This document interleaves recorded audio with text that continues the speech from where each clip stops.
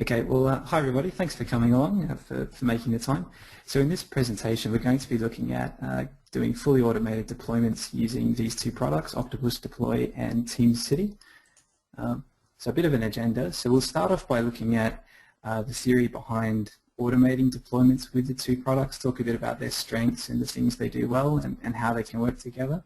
And then we'll have a look at a few demos. So we'll look at creating packages of our .NET applications that we can deploy using Octopus.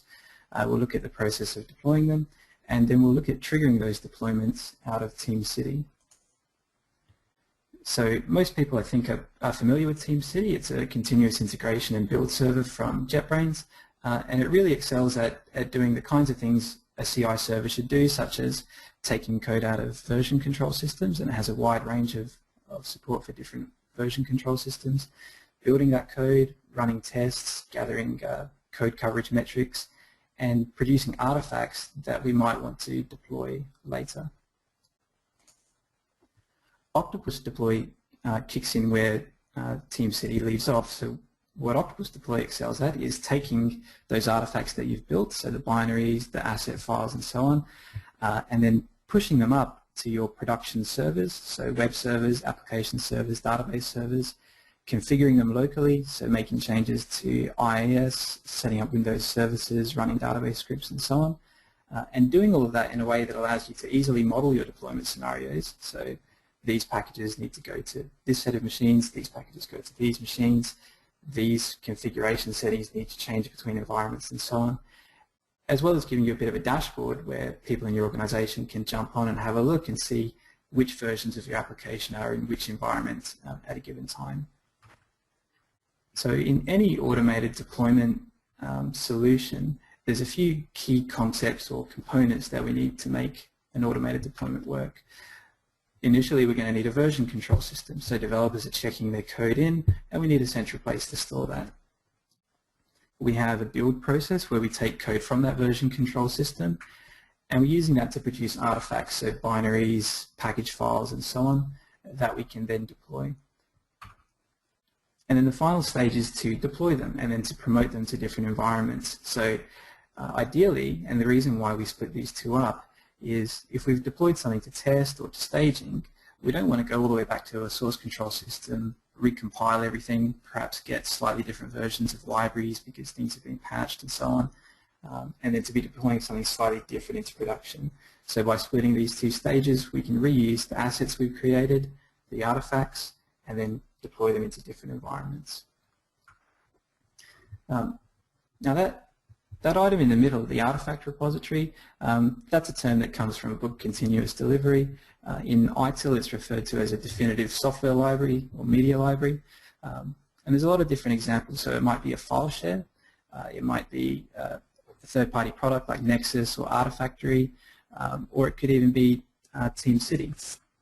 So if you've done builds in TeamCity, you might have noticed that there's an artifacts tab where TeamCity can take things that you've produced during a build and make them available for use later. But the key concept of this is that it's a single place where we can go and we've got all of the different release candidates that we've built so that we can redeploy them at a later stage. So if we're ever asked, can you redeploy that build that we had 3 months ago, we've got a single well-known place to get that artifact from. To handle artifacts, Octopus uses the Nuget package file format, which is an open source file format from Microsoft.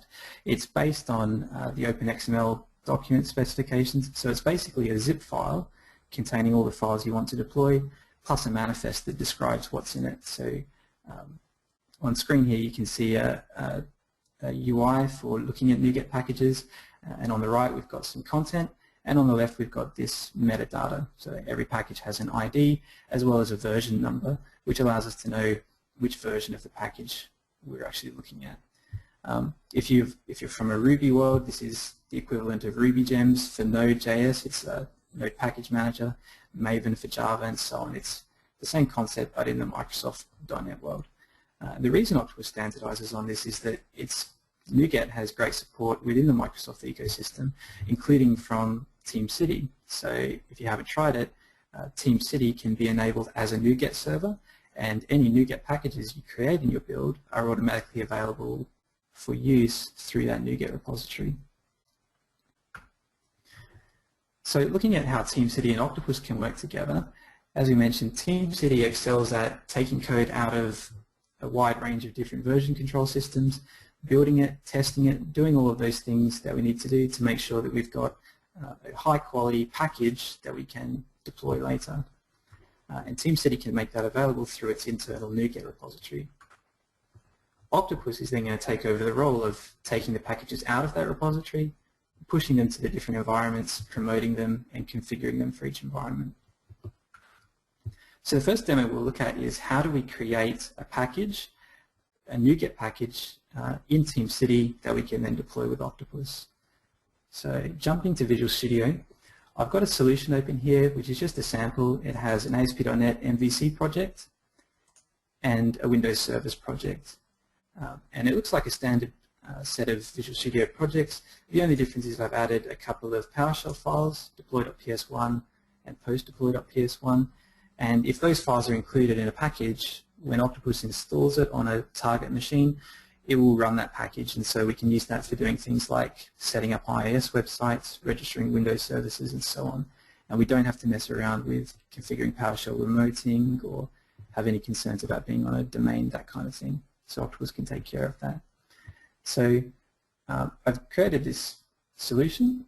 I've got it building. So if I jump over to my TeamCity server, you can see I've got a simple build configuration which just builds the code, runs unit tests, and will soon produce a package.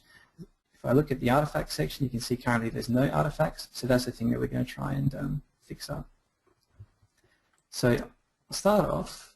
I'm going to go into this build. You can see the build was successful previously, so far we're just compiling it. If I go to the build steps, we've got two steps. So one is calling MS build, and the other is running NUnit. I've also got a build trigger, so that when I check changes into source control, TeamCity is going to pick up those changes and do the build. I've also set up two build parameters. So one is the build configuration. So this value will be passed to MS build as an MS build property. So for those familiar with Visual Studio, when you do a build, you can choose debug or release, and this is just going to pass in that setting. And because my project uses some NuGet packages as libraries, TeamCity will automatically go and fetch those NuGet packages to save me checking them into source control. But to allow that to work, there's an environment variable I set within TeamCity that tells NuGet that it's safe to go and do that, because out of the box it won't. So what I'm going to do is add a couple more build parameters here. The first one will be called run octopack, and that's going to be a system parameter to allow it to be passed through to MS build, and it'll have a default value of true. I'll also go and edit this. So if you're not familiar with these parameters in TeamCity, by default these values will be used, and that'll be passed to MS build. But when users run a build custom, for example, not from a trigger but they manually click run, this information can appear in a dialog and just make it a bit more friendly to them. So I'll call this create package, and I'm going to make it a checkbox, and if it's unchecked the value will be false, and save that. So this run octopack property will be passed into MS build, and we're going to install a little MS build set of targets in our sample project, which is going to allow Octopus to automatically create these NuGet packages. So that's the first the parameter I'll set, and the second one will be called octopack package version. Again, a system property, and here what I'm going to do is use one of the predefined TeamCity build parameters, and I'm going to take the current build number. So on a previous screen I had that configured to be 1.0 and then an incrementing number, and that's what I want my NuGet package versions to be as well. And I'll just give that a friendly name, package version, and make it a text box. So saving that, if I jump back to my tab and go to the run dialog and build parameters, I get a bit of a nicer experience editing these. Now that alone won't be enough to produce the package. I'll have to go to Visual Studio, and I'm going to install a package called Octopack within my project. So selecting my web project here, I'll run that. That'll go to the Nuget repository, download the package and install it. And all it's doing is it's adding a custom set of MS Build targets, which if that run Octopack parameter is passed in, will automatically go and produce a Nuget package containing the files needed to deploy this application. And we'll do the same for the Windows Service project. So selecting that here, installing Octopack. So that's done.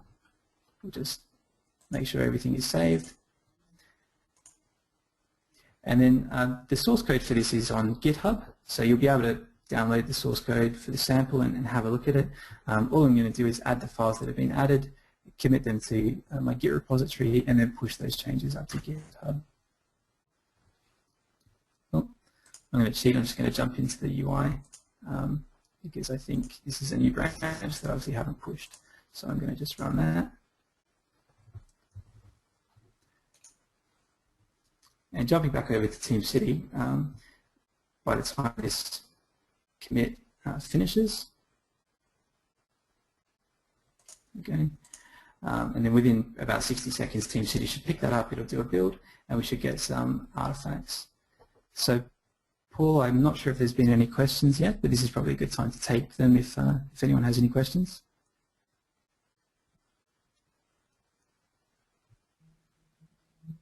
No, I think we're good to go so far, Paul. Okay. We can see here that TeamCity's detected that change.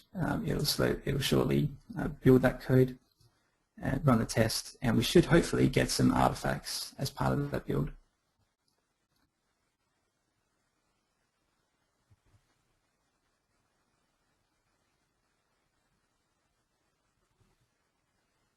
While that's running, I'll just show you some other things I've done in this sample project.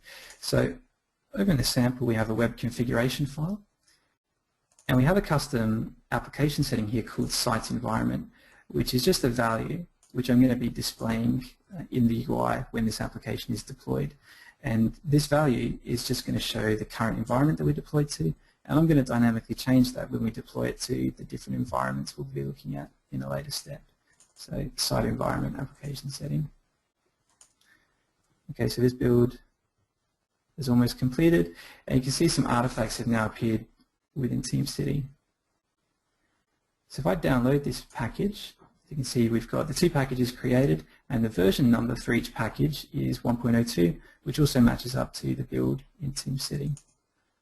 I'll open this using the Nuget Package Explorer UI.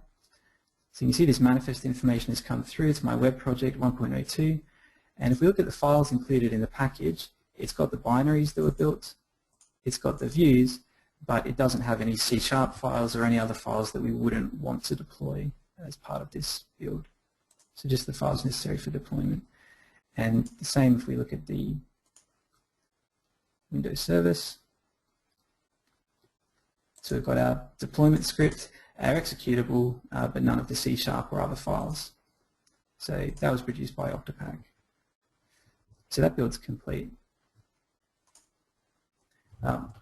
Before we go on, so there's one other setting that I've done within TeamCity. So if I go to the administration tab, there's a set of a NuGet settings tab.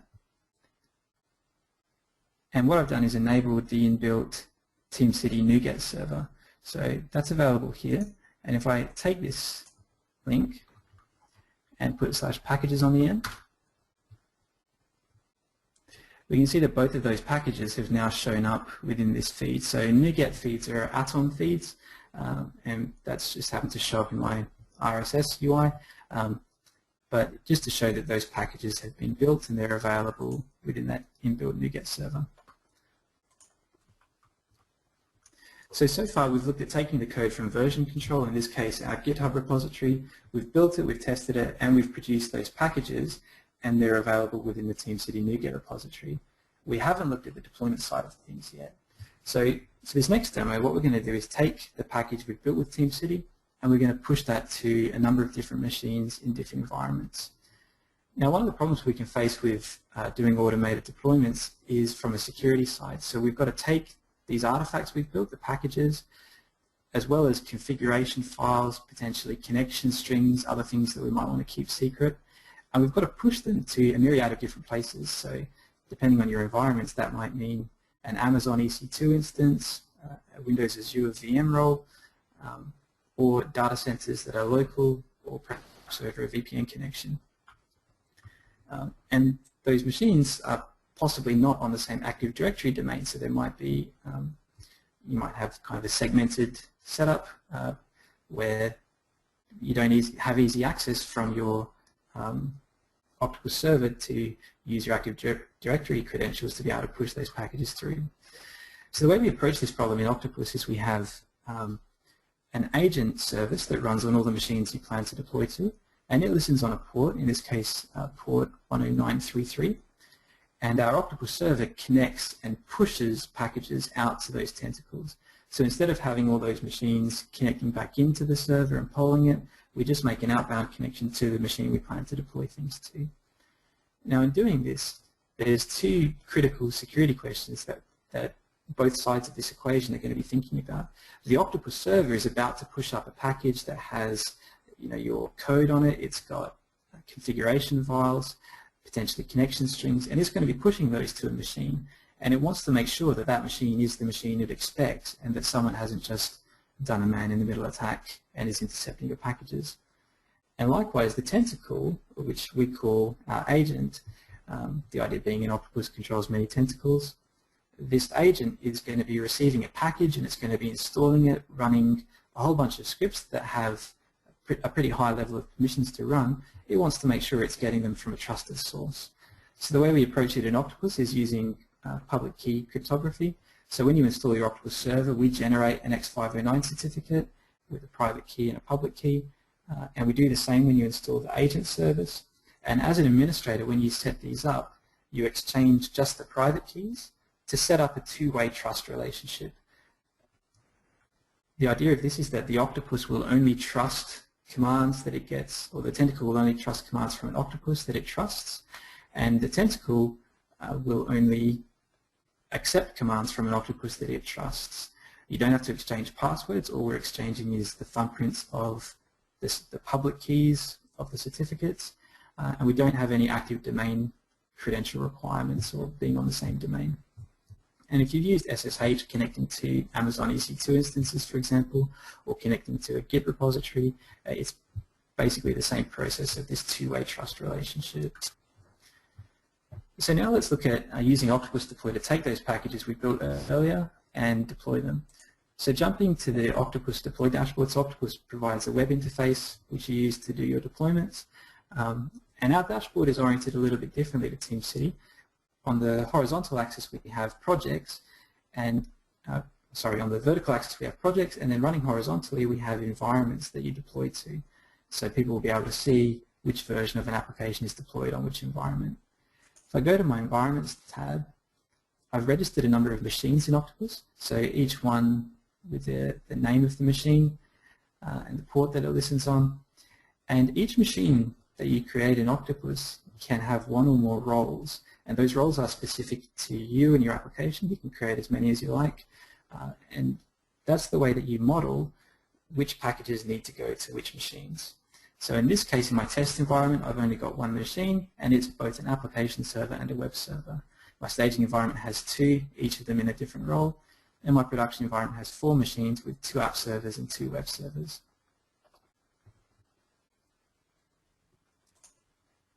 If I go to the Configuration tab, we also have a Nuget tab, and here I've connected it to that TeamCity server. So packages that are created from TeamCity will be available within my Octopus server. Now I've created an empty project for this sample, and what I'm going to do is specify the deployment steps. So the first one, we provide a number of different steps that you can run, running a PowerShell script, for example, sending an email. And we also have the ability to pause a deployment while it's running, either at the start, the end, or partway through a deployment for a human to get involved. So that might be, I deploy a package here, and now I wait for someone to come and manually verify that it works before I deploy it over here. Or it might be that we wait to get approval from marketing before we continue with the deployment. So anything that requires a human to get involved, Octopus can cater for that. But in this case, we're just going to deploy a Nuget package. So I'll type in the name of the package. It's going to go and query packages that match that.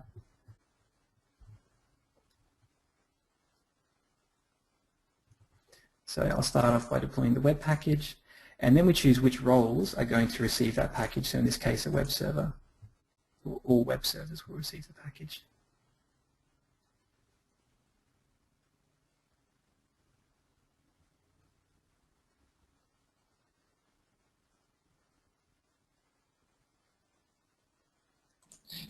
Hi Paul, one of the guys has just asked on the questions, do Nuget and Octopus work in a Java on Linux environment, or are they Microsoft only? At this stage they're Microsoft only. We are looking at, for version 2, having the Tentacle agents run on Linux environments through Mono. The difference being, instead of running PowerShell scripts, we'll run Bash scripts, but all the same, you'll still be able to use Nuget packages. Nuget does run through Mono on Linux, but the Octopus server is Windows only, and currently the Tentacles are Windows only too.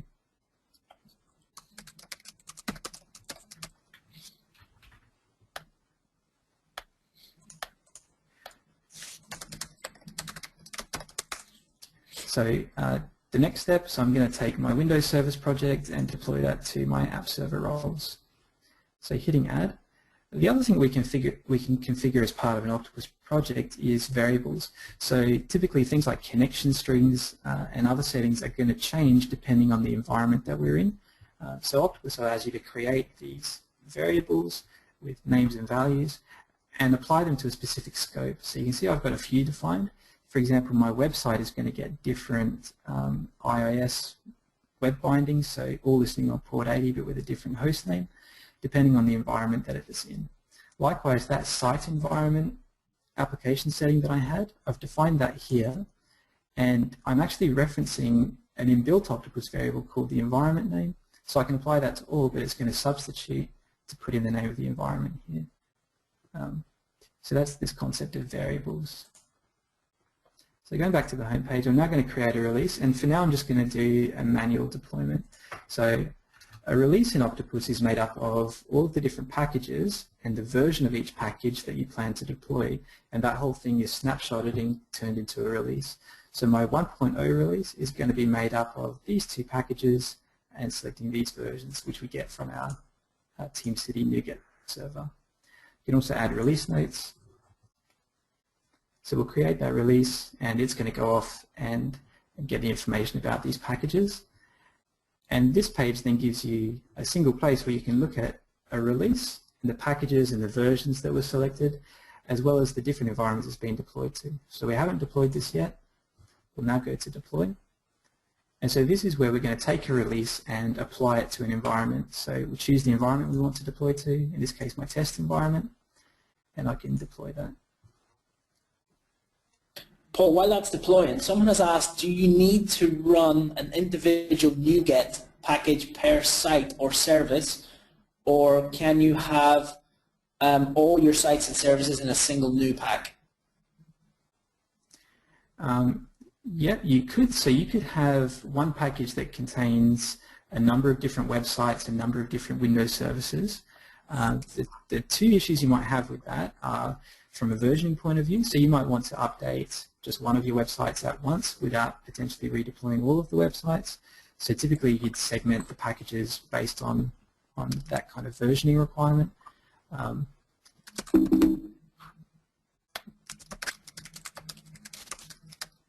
But you definitely could have one package. Octopack just makes it easy to create those packages. So Nuget has a command line that you can call during a build, but you've got to make sure that your files, for example, that you're excluding the C# files and so on. So Octopack just does a lot of that by convention to create a solution that just works most of the time. And obviously, if you've got a very advanced scenario, you could create Nuget packages manually. They are just zip files with manifests, so that, and there's a lot of tools that can create them. And a follow-up question off the back of that. Why not only run Nuget pack rather than use an Octopack?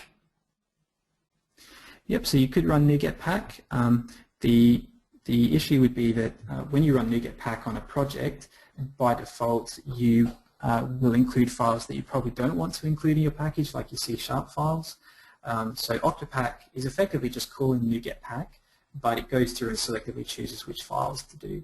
But prior to Octopack, everyone just called Nuget pack manually, and some people still do, and for some complicated builds, that would still be the path to go down.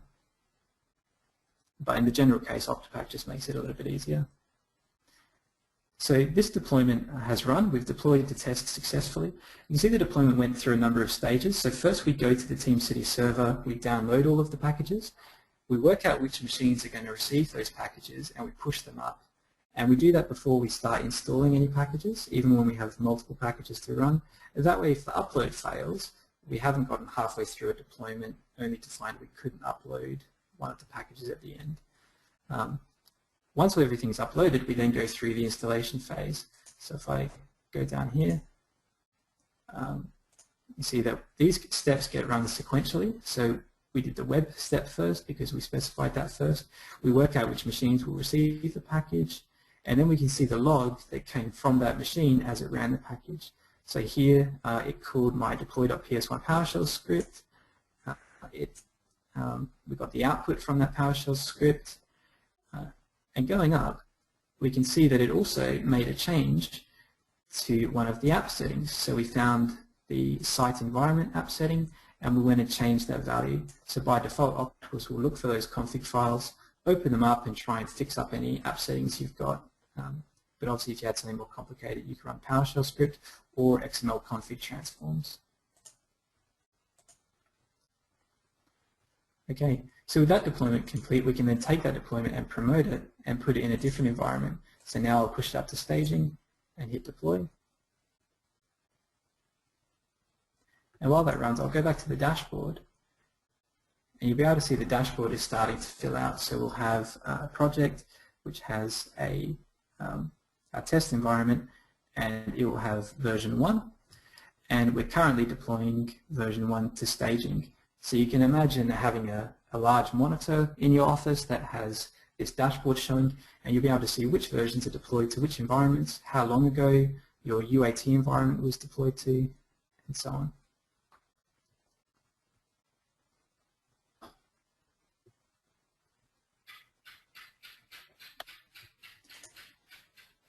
We click through to this. Paul, what type of artifact pattern are you using inside TeamCity? Is it an artifact dependency or is it a snapshot dependency? For now, there aren't any dependencies because we've only got the one build configuration.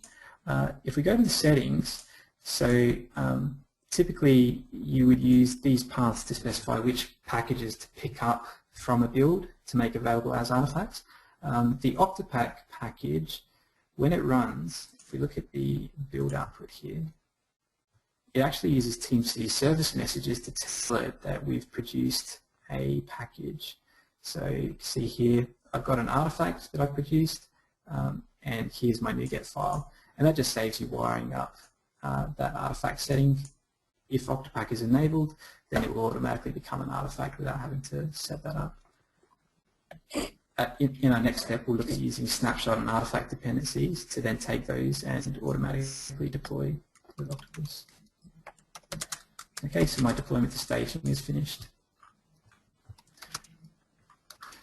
So we've taken our code, we've built it, we've tested it, we've made it available in NuGet, and then we're deploying that and we've promoted it using Octopus. But so far we've done that manually.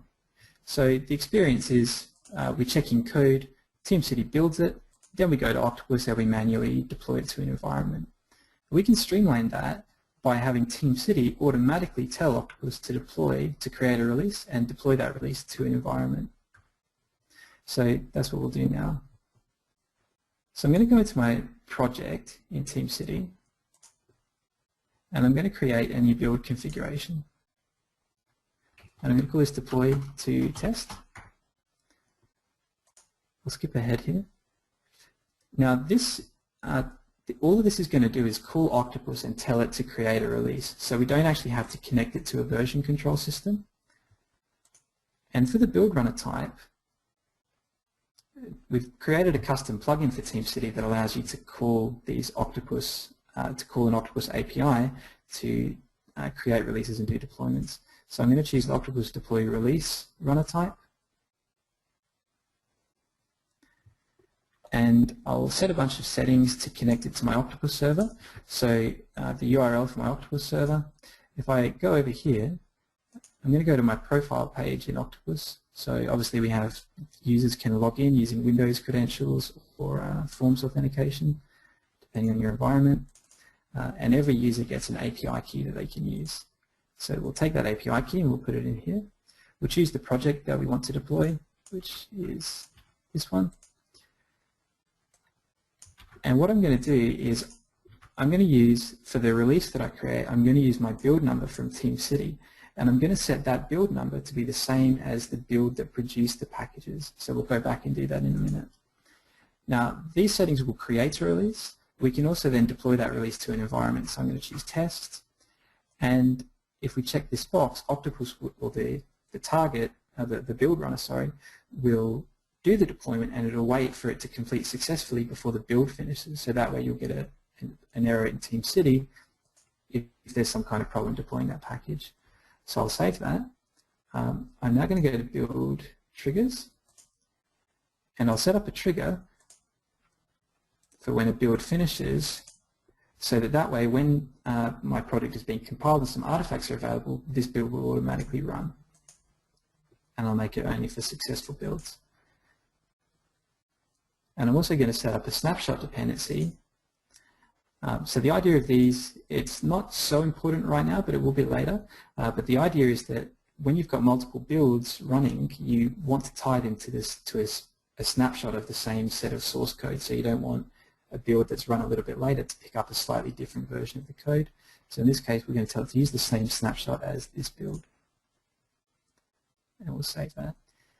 So if I go back to the settings for this build now, I'm going to change the build, and instead of using an auto-incrementing value, I'm going to take the version number from the snapshot dependency that I've added.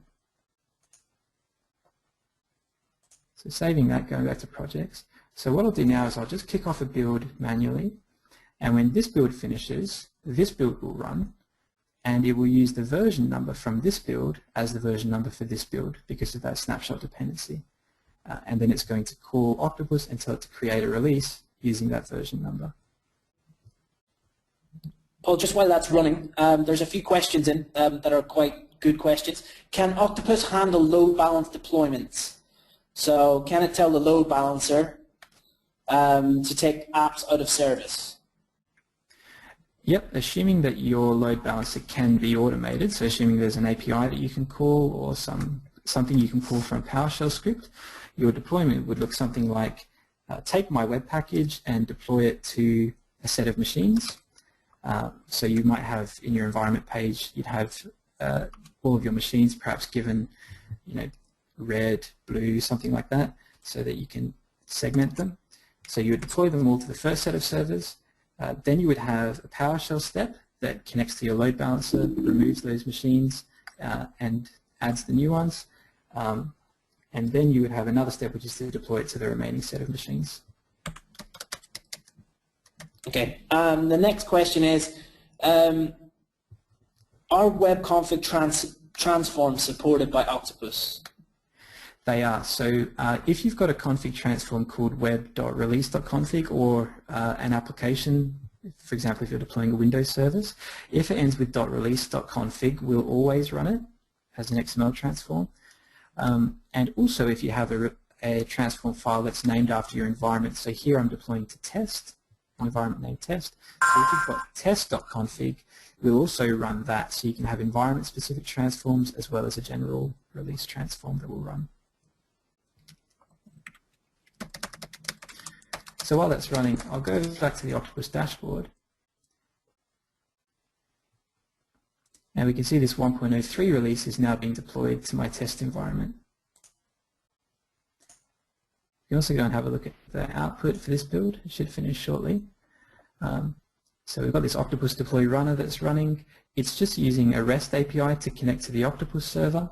It's working out what steps are in the release, and then it's going off to the Nuget server and it's working out which package versions are available. And over here you can see that for each of these packages, we've selected 103, and the reason we've selected that is it's the latest version that's available in TeamCity. Now that's pretty good in most situations, but if you've got multiple builds running at once and those builds take a while, then it's possible that we might be trying to deploy a package that's newer than the release that we're deploying. So we'll look at shortly a way of fixing that up to be specific, to only deploy the packages that we actually just built. So we create this release, and then we deploy it. We wait for the deployment to finish. It has finished, so this build has finished within TeamCity, and the deployment's finished over here in Octopus. So we're going to go and modify those settings now, and I'm going to add a new dependency, which is going to be an artifact dependency. So here I'm going to take those Nuget packages that I've built in the previous step, and I'm going to use those packages as part of my deployment. Now when we create this, we can choose the build that we want to take the artifacts from. In this case, because we're using a snapshot dependency, we don't just want to take the latest build, so TeamCity is helpfully telling us that we should use the build from the same chain option to take the artifacts that came from the build that we're running from at the moment. And then I'm going to set up a basic rule that just says take whatever Nuget packages were produced and put them in a folder called temp. And I'm going to clean that folder each time I run this so that I don't get a build up of old artifacts. So I'll save that. And if I go and edit my build step now, there's a command line parameter I can pass in because this whole runner just wraps a command line tool called octo.exe, and this is going to be packages folder equals temp. So that tells us when we're creating this release and we need to work out which versions of the packages to use, go and have a look in that folder and look for a matching package. Okay, so we'll have a look at that change in a few minutes. So the next thing I'll do is I'm going to go back to this project and I'm going to create a new build configuration, and this will be called promote to staging, where we're going to take that, if that previous build was successful, we're now going to take the deployment and push it into staging. We'll come back to set this build number shortly. Again, we don't need a VCS route. And instead of using the Octopus deploy release, we're going to use promote, which instead of creating a new release, we'll just take an existing release and deploy it. So I'll enter the Octopus server information again.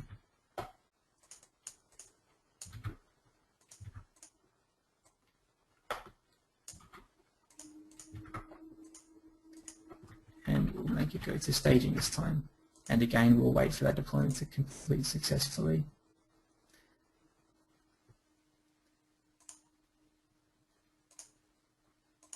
Now, just like our previous one, we want this to run when it's successful. And in this case, I'm going to have it run as soon as this deployment finishes.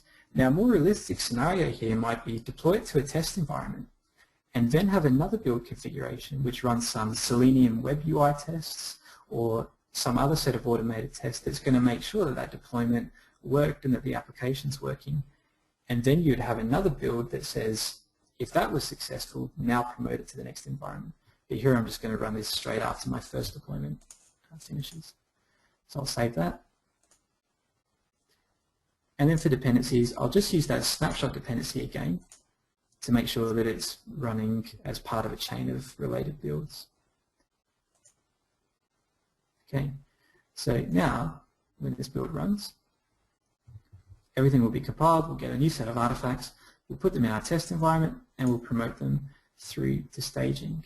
And to see if this application is working, we'll just go to test silver sardine.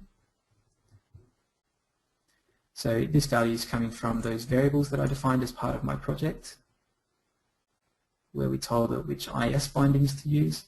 And there's a PowerShell script in this sample that's just going and modifying IS to register these websites.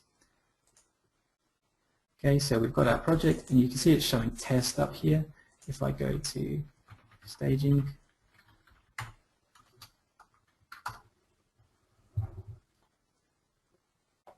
we'll get a similar thing, but it will say staging. If we look in the source code for this, so we've got our setting here that has the environment name. So this value has been changed as part of the deployment to each environment. And the view for this, actually it's over here. is just grabbing that value from app settings. So that's where that's coming from. So here we've got staging, whereas here we've got test, just to see that that is all working. So our build is running, we're now deploying it to a test environment. Sorry, Paul, someone has just asked, are they able to get the use of those Octopus deploy agents that you've created, or build steps inside TeamCity? Are they going to be made available? Yeah, so this is something that we've been working on for the last week or so.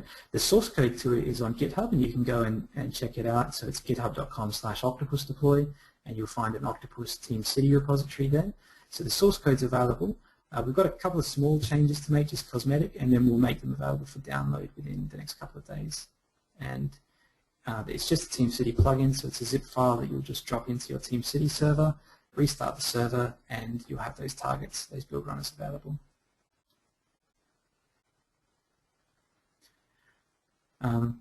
So as part of our deploying to test, you can see it's run through, but the difference in this one is that for each of these packages, we've selected the right package version, and the reason we've selected it now is it says user specified. So in this case, we found it in that temp folder, and we've found that there were these two package versions available, and so that's what we've used. And that way we guarantee that the release that we're creating for 1.04 actually handles the 1.04 packages, and if we have many builds running in parallel, they're not going to accidentally pick up the wrong package versions. Okay, that's deployed to staging. There's been some kind of problem, so we'll go and have a look. So I missed a step. So what's happening here is if we go back to our project, well, these are both 1.04. Here we've just got build number 1. And so we've connected to our Octopus server, and we've told it, take release number 1 and deploy it to staging. And the error has come back and said there is no release number 1. So we'll go back to this project, we'll go to the settings, and here instead of just using an incrementing value, we're just going to take the same value from our previous build. That way we get that continuity through this chain of builds for the version number. So we should just be able to run that.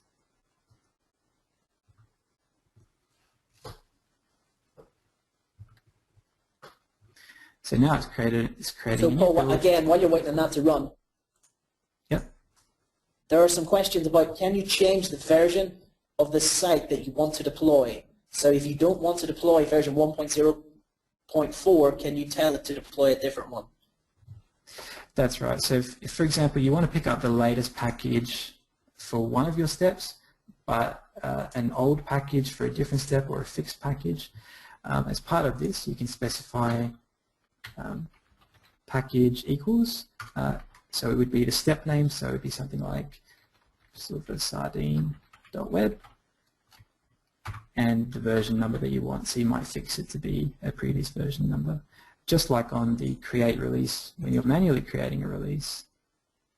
By the way, you can see that that deployment to test of 1.04 as well as to staging has completed. On create release, we could take the latest version of this package but choose an old version of this package, and it works the same way.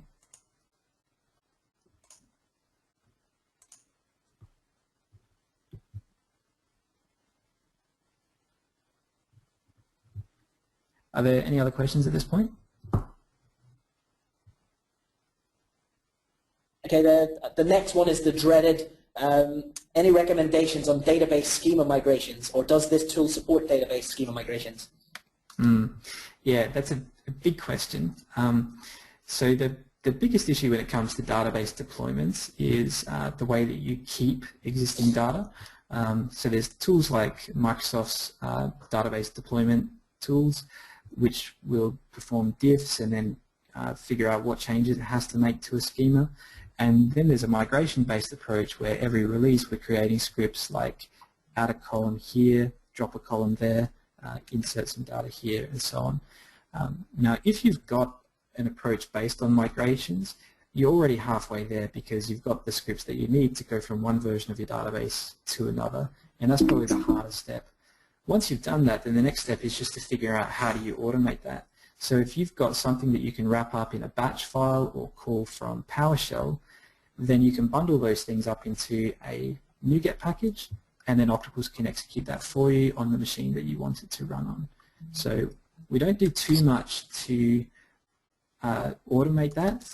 As far as Octopus is concerned, it's just another package or another set of PowerShell scripts to run, but you could definitely use those to kick off a migration script. There's tools like ReadyRoll SQL, which you can find, I think, at readyroll.com. I'll see if we can get a link to that. It has Visual Studio, a Visual Studio plugin to make it easy to create SQL migration scripts, as well as to automatically bundle them as Octopus packages, and it runs well on CI servers. But any process that you can turn into something that you can automate, Octopus can then call that from PowerShell and take care of it for you.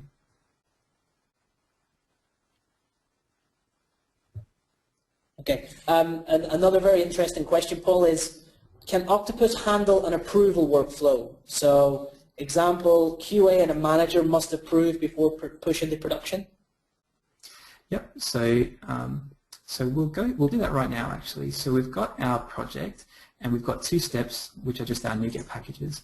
So I'm going to go to add step and I'm going to choose manual intervention required. So this is where we're saying before this deployment can continue, I need a human to be involved. And we'll call this approval, and we'll say, are you sure? So here you'd add any notes that you need for your approval, and you can choose a group of users who are going to be asked to approve this. So it typically won't be the same set of people that are doing the deployment. In this case, I've only got one group, so I'll select that. And you can choose which environments it applies to. So obviously, if we're deploying to a development environment or a test environment, we may not need the same approval steps that we need for a production deployment. So I'll hit add. And I'll just change the order of these so that that's the first step that runs. Okay. Kick off a new set of deployments here so that we get a 1.05 release. And then that way that step will be run.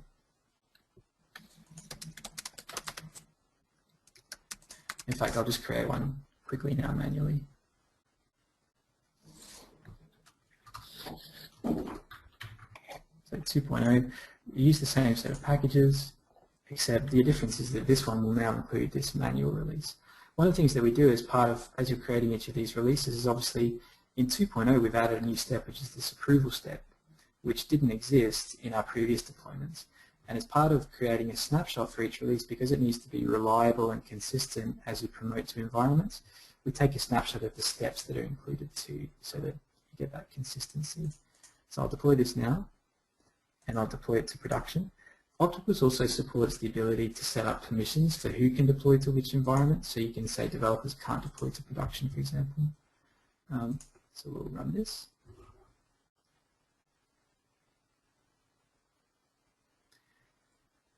So we'll go through the same set of steps. We'll make sure that the packages are available and on the target machines, but before we actually install them and configure them, this approval will appear. And so that message that I wrote in will appear up here. And then, assuming that I'm the person who gets to approve this, I get to then choose to proceed with the deployment or cancel and fail the deployment here, and I can add notes to explain why I'm doing that. So if I say cancel at this point, then that build's going to fail and it won't go and deploy those packages. But if I hit continue, then it would have continued where I left off. And you can scatter these within your build process, within your deployment process. So you might deploy some packages, then get some approval before deploying a database, because someone's got to manually go and check that something's online, for example. You can kind of put them wherever you like, but we do support that ability for a human to get involved in a deployment that's not 100% automated. Okay, let's take some more questions. Does Octopus support website projects as well as web app projects? It does. Octopack doesn't. So because Octopack works through MS Build and website projects don't have an MS Build file, we don't have an easy way to figure out what files you've got and to turn them into a NuGet package. But if you take the contents of your website and then call NuGet pack the command line manually, you could then use that to create a package, and you could automate that through your build server. And then as soon as it's in a NuGet package, Octopus doesn't really care what kind of project it was. It just knows it's got a file with it's got a zip file with files it's got to deploy, and it'll treat them the same way. Another question is, using Octopack 2.0, I see it adds a DLL in the Octopack folder. Is there a way to avoid having to check that file into source control? Yep, so the DLL that you're talking about is a set of MS Build tasks, which are the ones that figure out what files are in the build and they need to be deployed. Unfortunately, it can't be excluded from source control. Now, typically a NuGet package you don't want to put in source control because TeamCity or your build server can go and download them itself, and they can be kind of large. In this case, though, because we're plugging into MS Build, we're providing some extra targets, and this package restore step that runs in NuGet is also based on targets. And if the targets don't exist, you won't be able to download those packages from NuGet if there are some target files missing, and likewise if the tasks files are missing. So it's something we're going to look at to see if there is like some tricky way that we can wait until after to make sure that DLL is available. But so far I don't think there is a way, so that DLL does have to go into source control if you're using the package restore option. Okay, can Octopack read the check-in comments from Git or any other version control system and add them as NuGet release notes? So when you use Octopack, there's another MS Build property that you can pass. So the way you would do it from TeamCity is to go to Settings, go to Parameters, and the name of this, it's on the Octopack documentation page on GitHub, but it would be a system parameter, and it's called something like Octopack release notes file. And here you just put in the path to a file that contains your release notes, and then if those are release notes that you've got, for example, you might run a git status or to list what check-ins you had, and I know TeamCity actually creates a file that has a list of the check-ins that were involved, and it provides that as a file. So you can reference that file, and then Octopack will pick it up and include that in the release notes of the package it creates. But so far Octopack isn't aware of the specific version control you're using, so it's sort of up to you to provide that file, but if you can then provide it, we can include it in the package.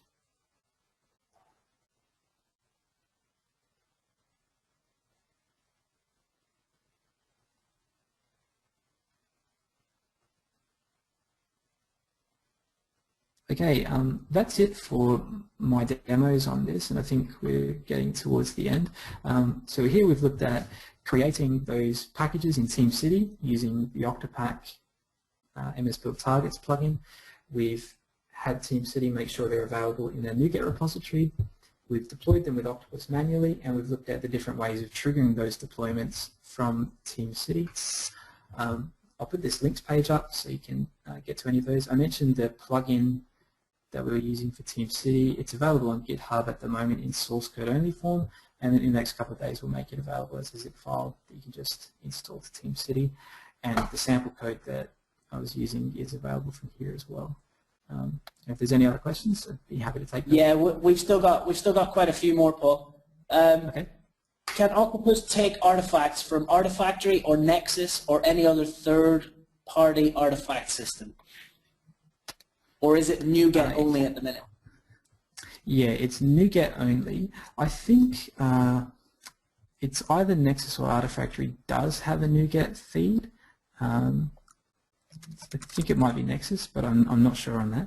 But yeah, as long as they can provide a NuGet feed, then we can consume them.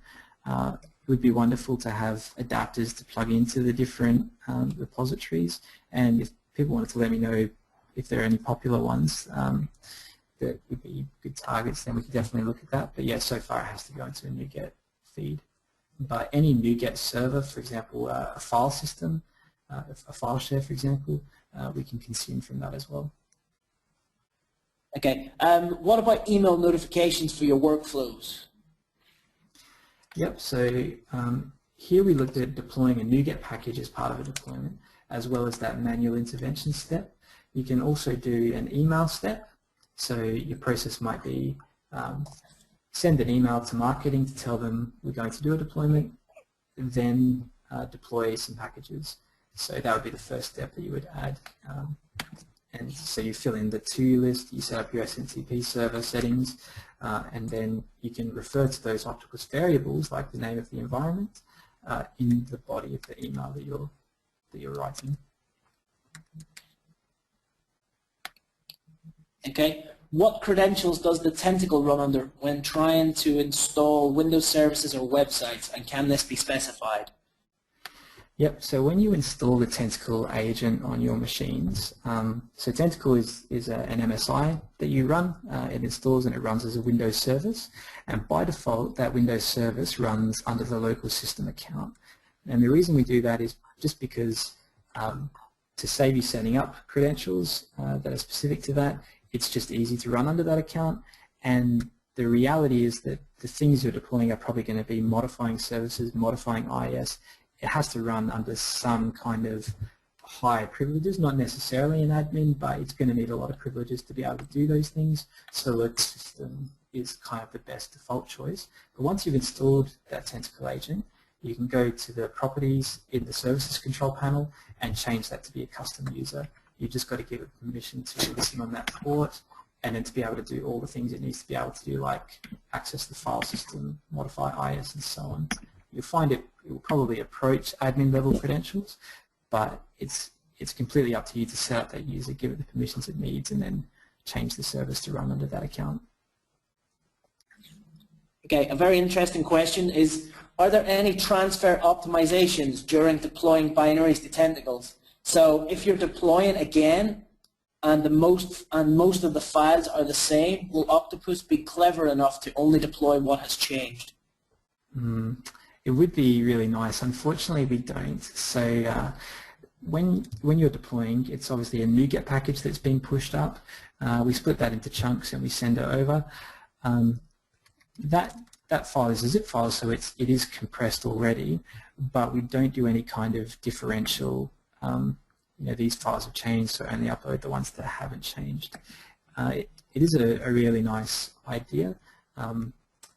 It perhaps involves a bit of chatting back and forth between the two servers to work out what files have you got, perhaps hashing them and working that out, but so far we don't do it. Okay.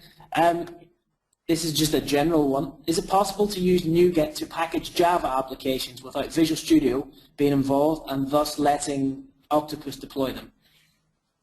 Yeah, you could. So people use Octopus to deploy classic ASP applications as well as Node applications and even native applications. So as long as you can take the files you need to deploy, the Java files, the jar files, whatever you've got, and then put them into a Nuget package, which is, as I said, just a zip file. So there's a command line tool called nuget.exe. You would call nuget.exe pack, give it the Java files you want to package up, anything you need to run your application. That gives you a Nuget package, and then Octopus can deploy it, and you don't need to use Visual Studio to do that. As long as you can call nuget.exe from the command line, you'll be able to create those packages and deploy them. Okay, guys, this is Rob. We've reached our time. I'm not sure, Paul. It's pretty late there for you. I don't know if you have time to take one or two more questions, and then we will try to follow up on the blog post when we publish the webinar recording. Maybe we can respond to some of the questions that we didn't get to, because there are quite a few. Yeah, sure. I can stick around for probably another 20 minutes or so.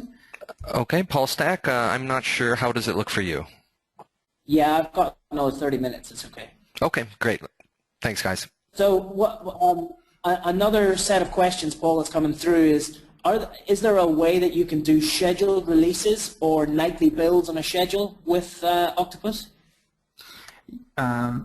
Yes, and soon. So in Octopus, we're looking at the ability to do a scheduled release. So hopefully our next release, our 1.4 release in a couple of weeks, will include a feature that allows you to, when you create a deployment, instead of having it run right away, have it run at a specified time, but that'll be a one-off thing. So you'll, as part of a deployment, you'll specify that time. Later on, we're looking at a feature to automatically do those deployments repeatedly on a schedule, so pick up whatever packages are available and deploy it every night.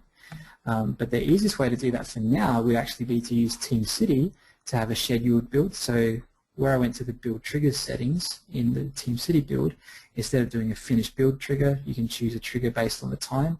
And so you would have TeamCity do that build, and then TeamCity could go and create or deploy that release and have TeamCity coordinate that. Okay. Does Octopus retention policy work in the Octopus package directory path folder? Okay, so just for everyone else, so Octopus has this idea of retention policies. So you can imagine after a few years of using the product, you're going to have a lot of releases, a lot of deployments that you've done. You probably don't need to keep things from years ago. So by default, we have a retention policy, which is to keep everything forever. You can add your own retention policy and choose which projects that apply to keep releases and the files for them for so long. Now, the retention policy applies both on the Octopus server, so we delete things from our database, and it also applies on the Tentacle. So the folder that the packages get deployed to, I'll just jump over. Hopefully you can see this remote desktop connection. So when you install that Tentacle agent service, we give it a UI that you can use to administer it, and you can choose where the packages are getting deployed to. So if I was to open up this folder, you'll see the files that are actually being deployed on the machine.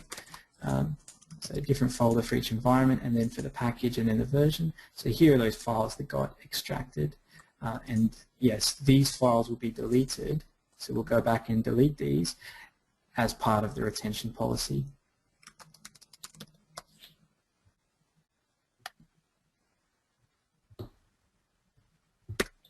Okay, is there any way that you can test the deployment on your local machine before releasing it to the server?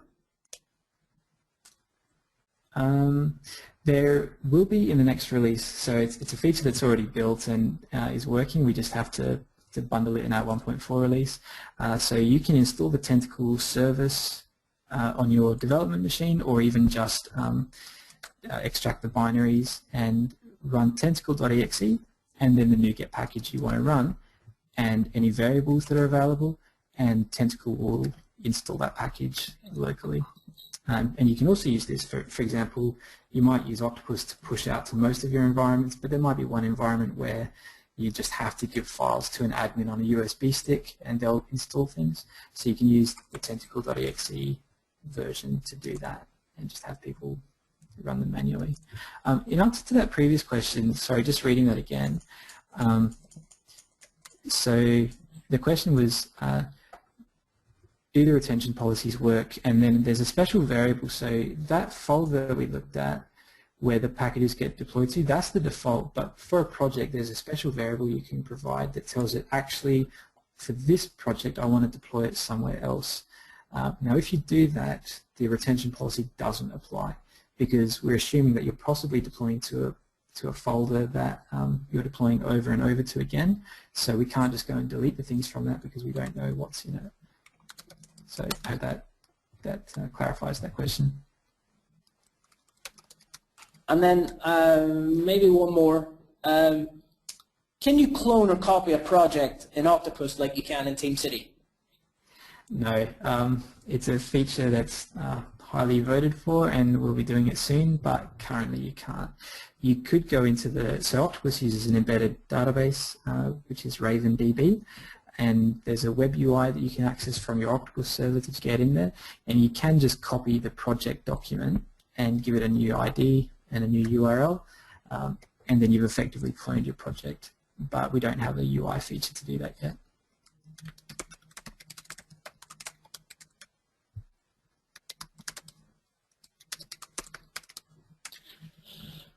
Okay, somebody's just popped in a new question. What's the principal difference between deploy and promote? In theory, deployment to any environment should be the same process. Why have two names? Yeah, there is no difference. So for the build runners, we use So we have Octopus deploy release to create a new release and optionally deploy it to environments. And then we have Octopus deploy promote, where we are taking an existing release and deploying it to an environment, but the mechanics of it are exactly the same. We just have different buttons because in different contexts it makes a little bit more sense. I think perhaps we do need to change the names of those TeamCity runners to perhaps it should just be release or new release and deploy. I'd love to, if you've got any suggestions on what to name those, but yeah, there is no difference between promote and deploy. It's really your own workflow that determines if you're promoting or not. Okay. I think we're just down to the last few questions now, so I don't know if you want to just grab a few or... Yeah, how about two more? We'll call it a night. So how about cleaning up the package cache folder on the server? Yep, we do automatically do that now. So as part of the deployment, I mentioned that the Octopus server is downloading the packages from Nuget and then is pushing them to the agents. And we do that just so that each agent doesn't have to connect to that Nuget server and download the packages itself, because it might be behind a different firewall or so on, so we can do it in a more secure way this way. So when we download those, they go into a folder called the package cache, and I think it's every 3 days we'll go through and we'll delete whatever files aren't being used, and we're getting a bit smarter around doing that now. In the past we didn't, and it just ballooned out, because more deployments you'd get a lot of packages, but we do delete them now. Okay, and then we'll do one more. Are there any specific build reports that you can get from the dashboard? What kind of build reports do you mean? It doesn't give any more context. Maybe he means what sort of reporting can the dashboard give him that he can let other people see? Oh, yeah. So the dashboard in Octopus really just gives you a breakdown of which projects have which versions in which environment. So it's kind of a snapshot of what the current state of the universe is. If you go into a project, you can also see it at a project level. And if you go to releases, you can see which releases you had and which environments they were deployed to and the times that those happened. We don't have a separate reporting tab. We'd love to have it, so for example, to show velocity of how many deployments you're doing, which environments, how long they take, and so on, but we don't have that feature currently. Okay, cool. There are still some more, but I'm sure we'll try and wrap these up in the blog post that follows. Correct. We'll be publishing, once again, we'll be publishing the webinar recording sometime over the next week. We will take a look at the questions again, and if there's anything that we haven't covered in the webinar, we'll try to cover in a blog post. So I would like to thank Paul Stovell for the great webinar and for joining us.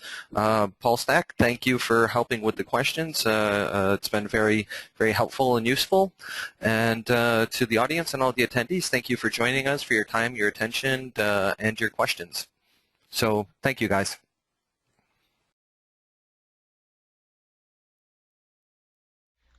Just yesterday, my flight was delayed for 45 minutes because of a bug in newly released software. Or so they say, at least. Oops. Without discipline, releasing software can be a pretty risky process. We all know what this kind of looks like. Somebody has to check out the changes, they have to build them, and then they'll manually deploy them, and of course then we have to see if it works. And if something goes wrong in the process, we're finding out about it way too late. However, with discipline, it doesn't have to be this way. Continuous integration is a practice that can help. Continuous integration is typically the process of everybody merging and sharing their work frequently. It involves people frequently committing and sharing their work, and then everybody makes sure that the result builds, passes tests, and sometimes is packaged or is at least packageable. Of course, this is a practice. It doesn't have to involve any tools. It can just be people implementing these things. But imagine if you had a team member that was dedicated to this practice. That team member can be TeamCity. TeamCity, on every commit, as we'll see today, can allow you to make sure that your application builds, your tests pass, and the results get packaged. Of course, there's tons of benefits that come along with this. A few of the, what I like to refer to as secondary benefits. It can eliminate the works on my machine problem. It can increase the feedback. If something goes wrong, TeamCity can tell you about it. You're finding out about things when they happen instead of waiting until you're ready to release your software. It can help you fix issues faster. And when there are problems, since you're doing things more frequently, you'll have smaller conflicts to deal with. One of my favorites is it just helps build confidence in the process. If you know that there's a safety net behind the scenes, you're going to work hard to make sure their problems aren't introduced, but you'll know that something will help catch them if they do come up. Mistakes happen. You always have a documented process. So if you start automating the steps of doing this and allowing TeamCity to do it for you, you don't have to wonder about what is necessary to release your software. And of course, it allows you to release your software or deliver your software much faster. But as I said, these are secondary benefits. The things I think that we do this for, or the things I enjoy the most out of this, is it frees up our time to be innovative. If we don't have to manually do all this work, and then we don't have to deal with mistakes when they come up, we can be innovative in what we do. If we get fast feedback, we can experiment easily. It also improves communication. If you're working and sharing your code with other people much more frequently, you're more likely communicating better. And most of all, it's a proactive strategy to deal with problems instead of a reactive one. All right, so enough of that. Now I want to jump into how you can set up continuous integration with TeamCity. And the first thing I'm going to kind of walk through is what I like to call a commit step or a commit build. And the reason it's called that is because on every single commit, we'll set up TeamCity to build the application, if that's applicable in your environment, to test the result, and then package it. So let's hop over to TeamCity. Okay, actually first, I'm just going to walk through just briefly what I have set up. I have a simple application with some code and some tests, and it's a .NET project. Though along the way, I'm going to kind of point out where other tools may come in if you're working on other platforms. All right, and then let's hop over to TeamCity. Okay, so TeamCity has this concept of a build, as I just said before, and I'm going to create what we'll refer to as a commit build first. Builds are just essentially a set of steps that you can execute and have executed on an automatic basis to do some things and produce some results. And I know that's kind of vague, but we'll see some examples today and hopefully solidify that. Builds are organized into projects. TeamCity has a nice hierarchy of projects that you can use to organize them. For example, for today's demo, I have a demo project, and I have another build actually already set up, and we'll add more builds to this project as well.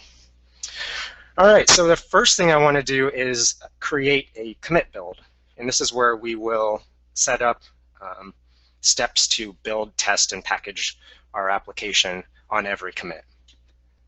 Okay, so I'm going to hop over to the demo project. Oops, sorry. And I'm going to create a build configuration. And let's just call this commit.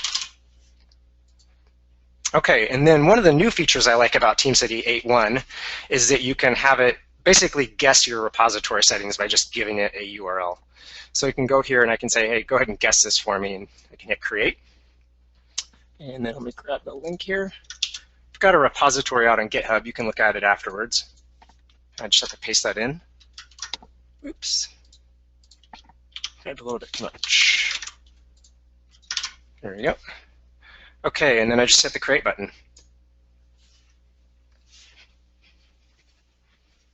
Oh, and it actually detected I already have a VCS root, so we can just go ahead and use that. Another feature I like is that if you've already used a repository for another project, you can just reuse the same settings for another build as well. All right, so the next thing we need to do is we need to first set up a build step. So once everybody checks in the code, the first thing we'll do is build this. Now this doesn't always apply to every environment.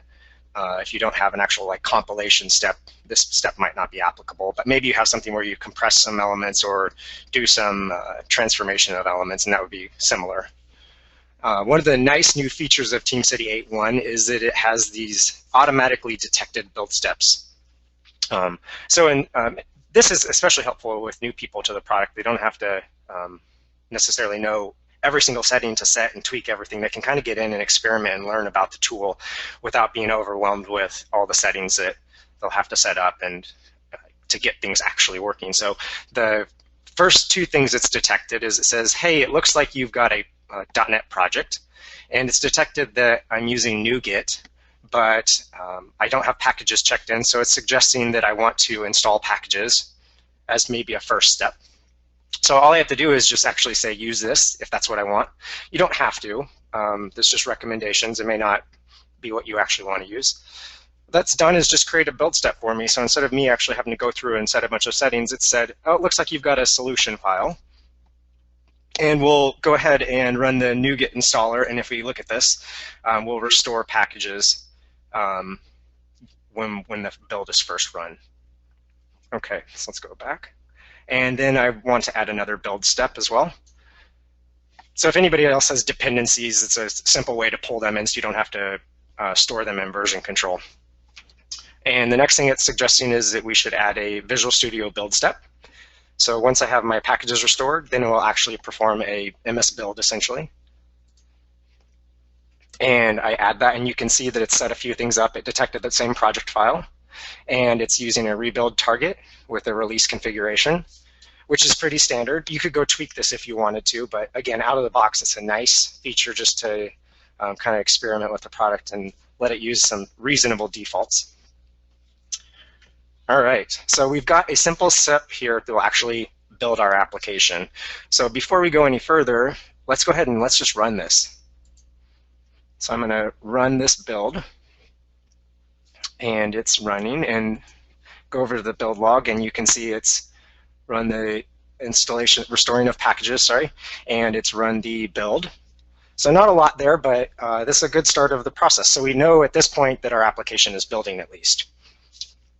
Okay, but that's not too exciting. Let's add something so we can visualize what got built. So the next thing I can do is go back to the configuration settings, and I can identify what the artifacts of the project are. I'm going to copy this over. What this is, so once this project gets done building, it generates a set of output files, essentially. And I can then go ahead and flag those as things that I want to keep as an artifact of this build. This is that packaging step I was talking about. And one of the nice new features of TeamCity 8, I believe it is you can use the little tree view to explore your project once you've built it for the first time. And you can go into, drill into, and pick the artifacts that you want to include. So in this case, this is a typical .NET project. If you're not familiar, the results of a release build go into bin/release. So I'm just going to say I want to keep that entire folder, and I'm going to actually just flatten it out to nothing. So I'm going to flatten it into a root directory, and that's my artifacts for the project. So let's actually see what this looks like, though. So I'm going to save that, and I'm going to run that again.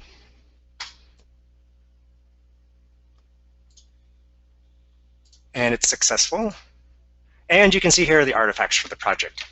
So let me hop back, actually. So here is the commit builds history, if you will. The first build there where we just built the project.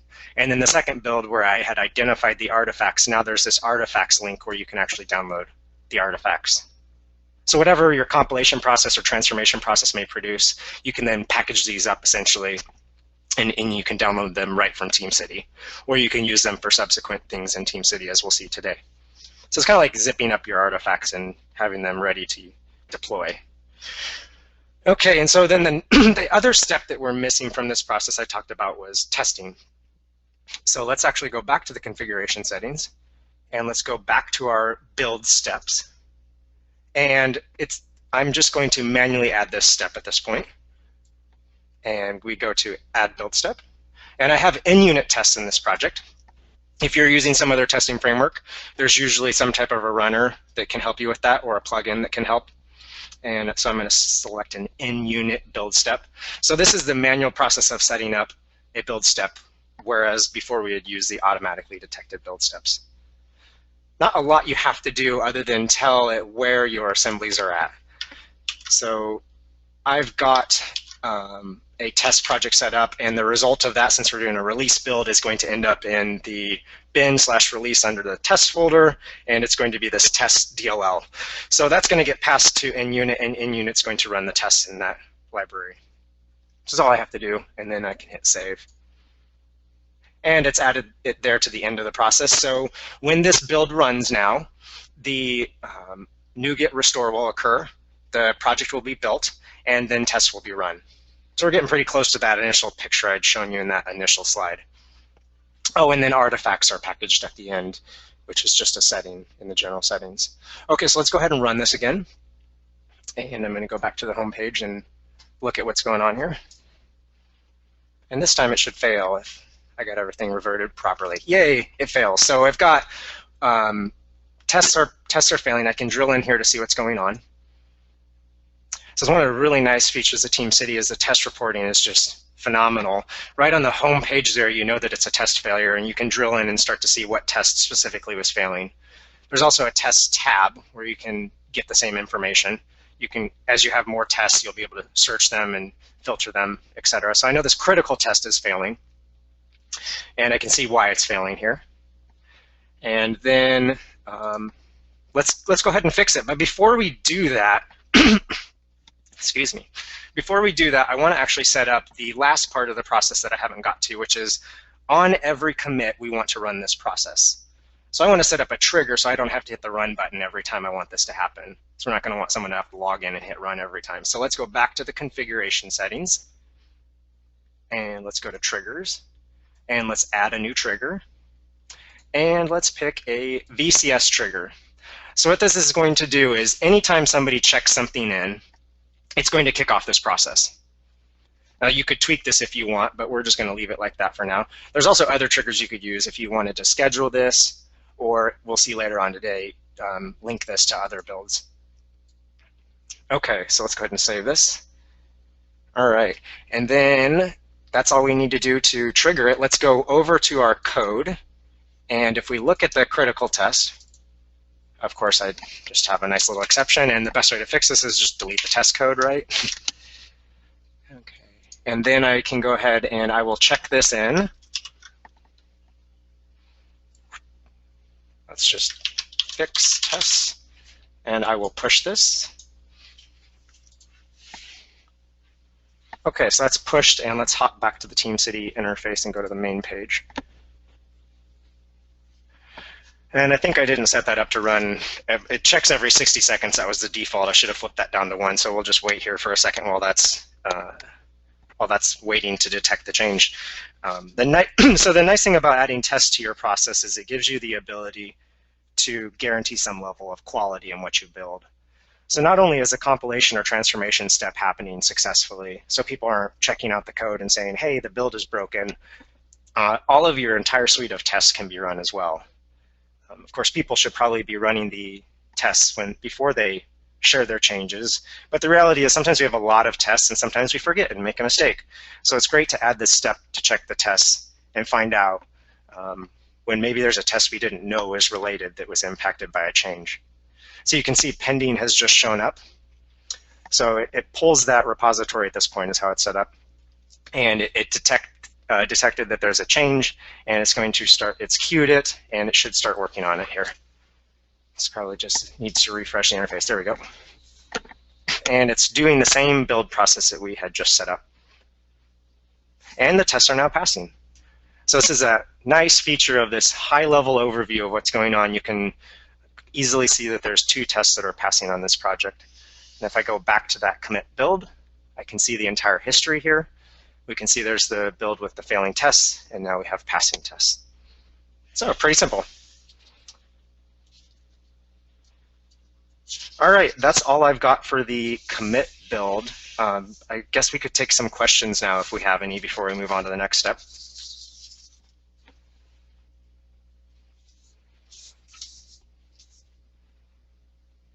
I don't know if we have any questions at this point.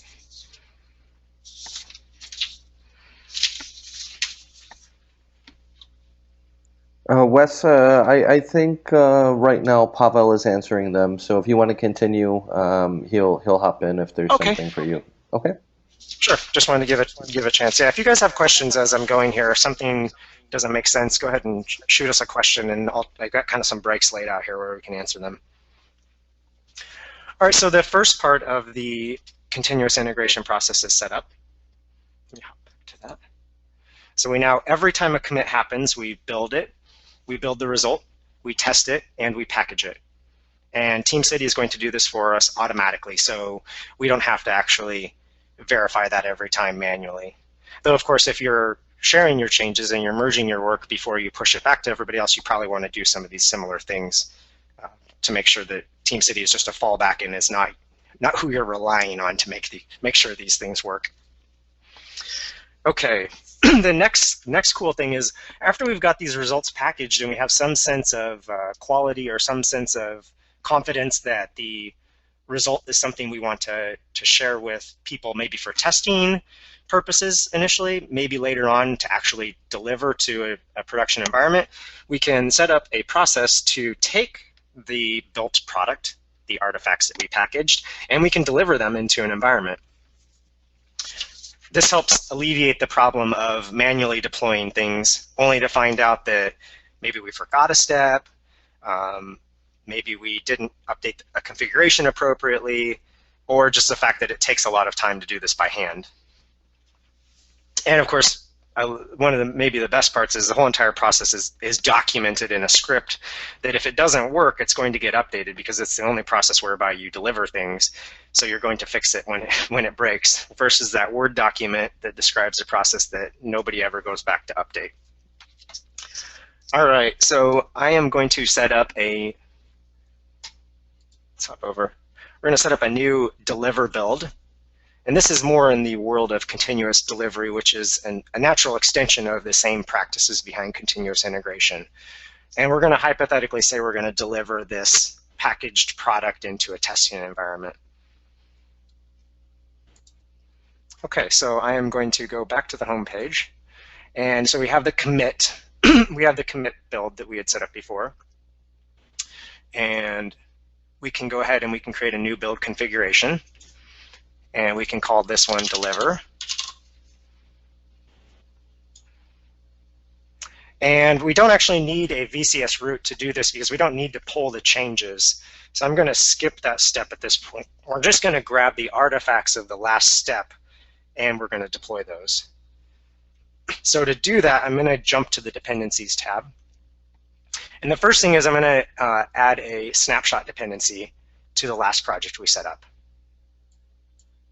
And what that's going to do is it's going to guarantee, well, in a second here when I set up the artifact dependencies, it's going to guarantee that when we say we want to release this build out of the commit build, a specific build number, as you saw before we had like numbers 1, 2, 3, 4, 5. When we want to release this specific one, that we'll actually grab the artifacts for that. So I'm going to add an artifact dependency as well. And I'm going to say build from the same chain. And I could change how this gets mapped, and I'm actually going to, how do I want to map this? I want to put everything into the build folder. So I'm just going to grab the artifacts from the last project, and I'm going to throw them into a build folder. Excuse me one second, I need to clear my book. Okay, I'm going to grab the artifacts of the last project, and I'm going to spit them out into a build folder. All right. And then let's go ahead and just, actually, no, that won't be easy to verify. Let's go ahead then and set up our, a few extra things related to this. So the first thing I want to do is I'm going to hop back to the general settings. And instead of having this deliver build have its own incrementing counter every time something is released, I'm actually going to couple it back to the dependency, to the demo commit, the demos project, the commit build number. So we're going to use the same build number out of the commit builds. So as our commit builds go 1, 2, 3, 4, 5, 6, 7, we may identify a particular build we want to release, and so we're going to name that we're going to number that, the same between both our commit and deliver steps, so we know that those are in sync, if you will. Otherwise, we'd have separate numbers, and that might get confusing. All right, and then we can just save that. Okay, and then in this case, I'm actually going to be a little bit crazy here and show you that we can do other things in TeamCity besides just .NET stuff. I actually have a rake task to do the delivery process. So I'm going to go to build steps, and I'm going to add a build step in this case. So once this build kicks off, the artifacts from the last project are going to be copied into that build folder. And then I'm going to run a rake task that will take those and then deploy those into a hypothetical test environment. I'm going to turn off a few things I don't need. And I am actually going to show you how you can just dump content right into TeamCity instead of you can use a file, and it'll default to a rake file. But in this case, I'm going to copy some content in.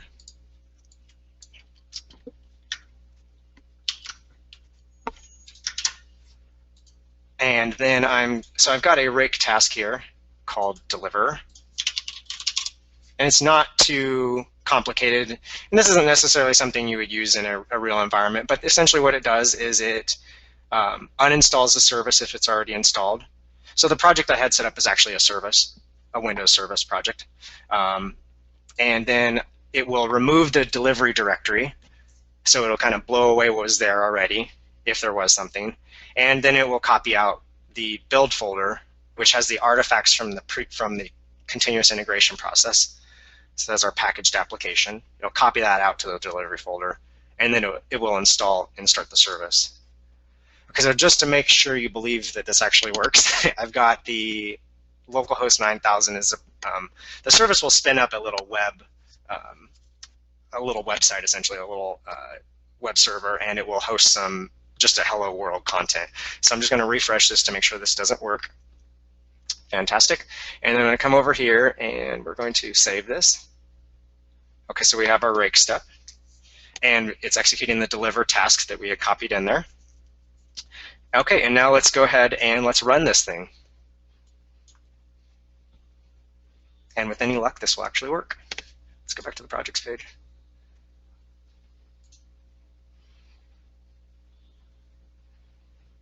And it says it's successful. Yay, it works. So that's a pretty crude process, obviously, to just copy some stuff and install a service. But you can see that it starts to form a process whereby we can automatically deliver components into a testing environment in this case. But we're not done. So let's go ahead and have some fun with this. So obviously, we're going to have subsequent changes that we want to make to the project. So let's go back to the code, and let's go to the... Let's have it say hello world instead of hello. Okay, so this is akin to somebody else making some changes that you want to maybe deliver into a testing environment. So I'm going to save that, and then I'm going to go and I'm going to commit that and say hello world, and I'm going to push that. And so our commit build is going to fire, but we didn't set up any triggers for our deliver build, and that's okay. We'll get to that in a minute. And of course, we're still waiting for 60 seconds. My bad. So while it's waiting to detect a change there, I wonder if there's anything. Now let's go ahead and I'll just run it. I'm impatient. So I'm running the commit build here, not the deliver build. And it's passing through the test. So this is the process whereby I've made a change that I've shared with everybody. It's going to build, run tests, and package the result for us. And we can see the artifact still. And this is now build number 5. Deliver, though, the last build it ran was number 4. So right now, we still have the old version of the application running. At some point, though, we may decide that this build number 5 is ready to go into our testing environment. Now, with continuous deployment, you may just push stuff automatically into a testing environment. You may just push stuff automatically into a production environment. But that can cause problems. Without a lot of supporting infrastructure, sometimes it's a little bit too much work for it to be valuable. Instead, if we just take out the automatic trigger of the delivery process, and make that manual, we can still get all the same benefits without the hassle of or the concern of what could go wrong if things are just automatic fully throughout the entire process. So what I can do is I can go to this commit build, and I can say, look in the history page here, I can go to an action. Oops, sorry, go back to the main page.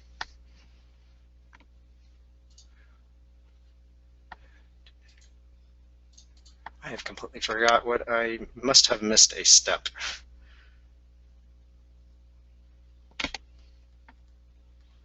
Well, okay, the other way I can do this is I can just actually run the deliver build as well.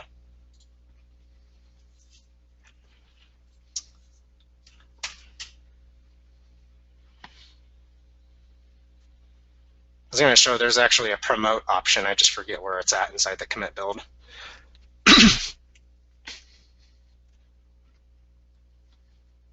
I'll have to figure it out because I'm going to show that in a minute too. But so we've run the deliver build now, and I can go back to the website, and it now says hello world. So it's updated the application. So pretty cool. So this is a process whereby we can set up a continuous integration process to automatically check our code. And when we have a result that is successful and are ready to deliver it to an environment, we can then manually trigger an automatic process to deliver it to that environment.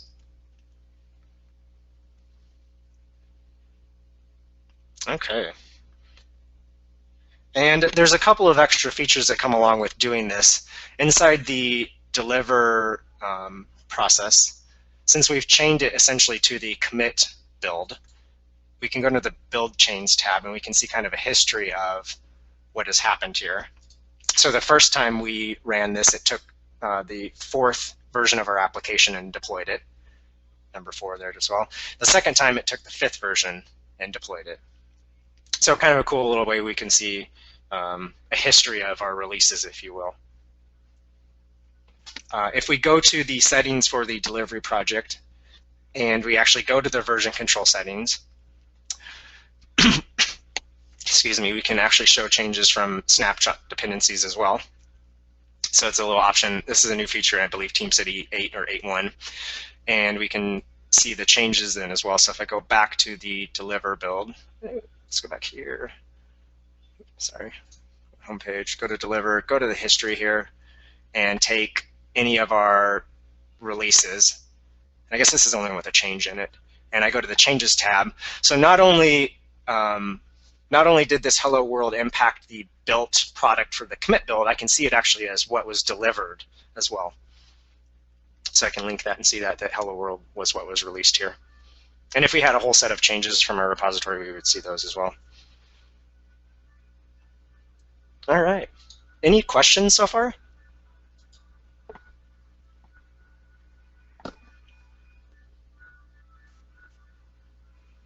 Okay, so there is a question about custom checkout directory. Is it possible to configure TeamCity to check out source code to a specific folder on the agent?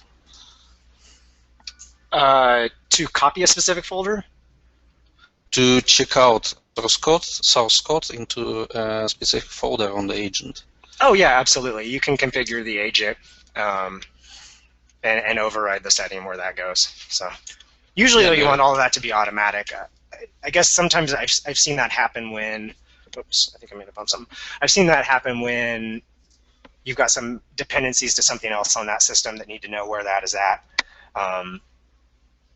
Yeah, but otherwise you usually want that to be automatic because it's kind of almost like an indication that maybe there's a little bit too much coupling between your test environment and the build of your code. But that could, yeah, I could see that being a necessity. Yeah, actually, it's I would like to add that actually it's a good thing to have a built independent of exact checkout directory, and also TeamCity tries to reuse checkout directories among build configurations with the same version control settings, and this reduces the disk space requirements on the agents. So there was also one more question about deployment. How would you roll back a deploy that failed or had issues? Yeah, sure. So my example here may not be so thorough to contain the components necessary to do that. But one thing you can actually do, and that's where I need to actually go back to the commit project, and I'm going to go into an actual builder. So build 5 is the one we have. There it is. I don't know why, I must not have seen that before. Maybe I was blind. So let's say that I have build 5 out right now, and this is great because this is what I want to talk about. We want to go back to version 4. Now this is just the code.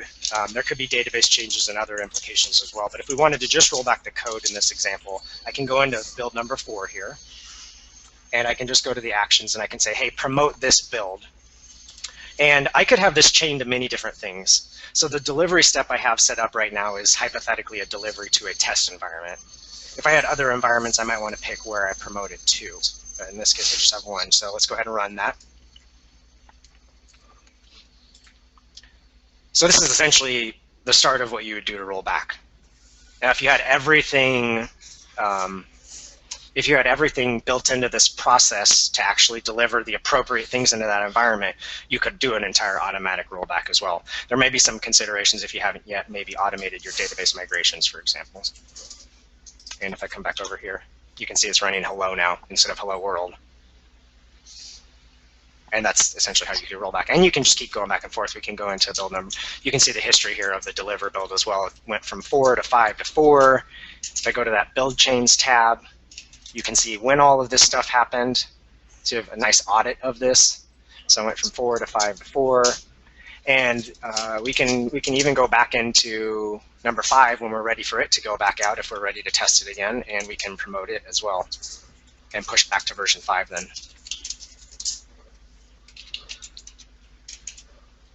And so that's why it was critical to use a snapshot dependency, so we are actually promoting a specific build and not like the last successful build.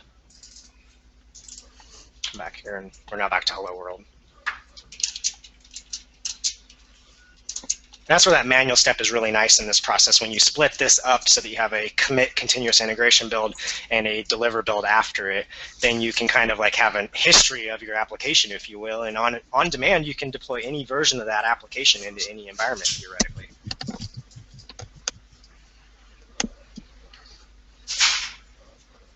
Any other questions so far?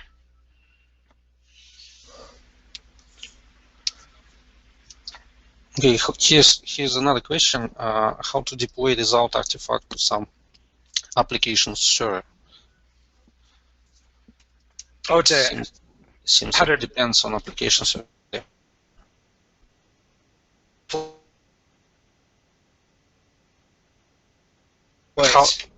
How to deploy result artifact to some application server?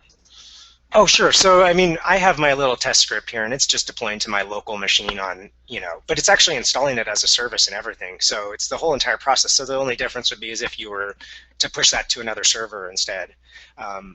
The delivery process itself, or how you deliver, is where a lot of other tools can come into play as well. Some people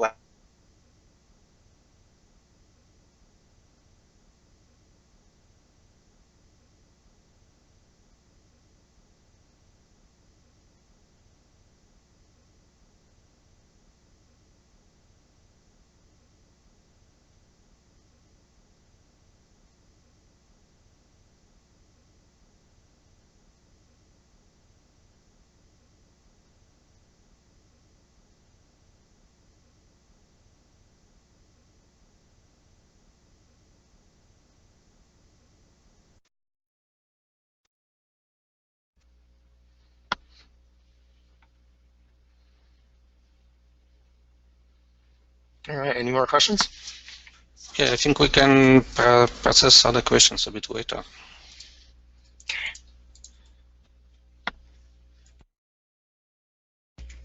All right, the last thing I wanted to go over, since we've got a little extra time here, I have another build already set up so that we can just kind of walk through what this is.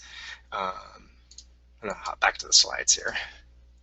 So sometimes we don't have a process that we can start at the beginning to get the benefits from TeamCity. Maybe there's some step in our process that is expensive, if you will. It takes time, or it's a lot of manual work, or we've got a lot of errors that would be detected by maybe doing that process a little more routinely. And so we don't have to actually set up a build, a test, and a package, a deliver step. That's not the first approach we can come from. We could actually say, hey, you know what, our functional tests take a long time to run, and it's a lot of work to manually trigger them. Or maybe in this case, we have some inspections that we would like to improve the quality of our code, but nobody ever runs the inspections, nobody ever looks at the results. So could we set something up that would actually look at this for us on some routine basis? Maybe not on every commit, but maybe once a day, once a week, and have some results ready for us, or have it tell us actually when there's a problem, instead of us having to remember to do something that we may not get to otherwise.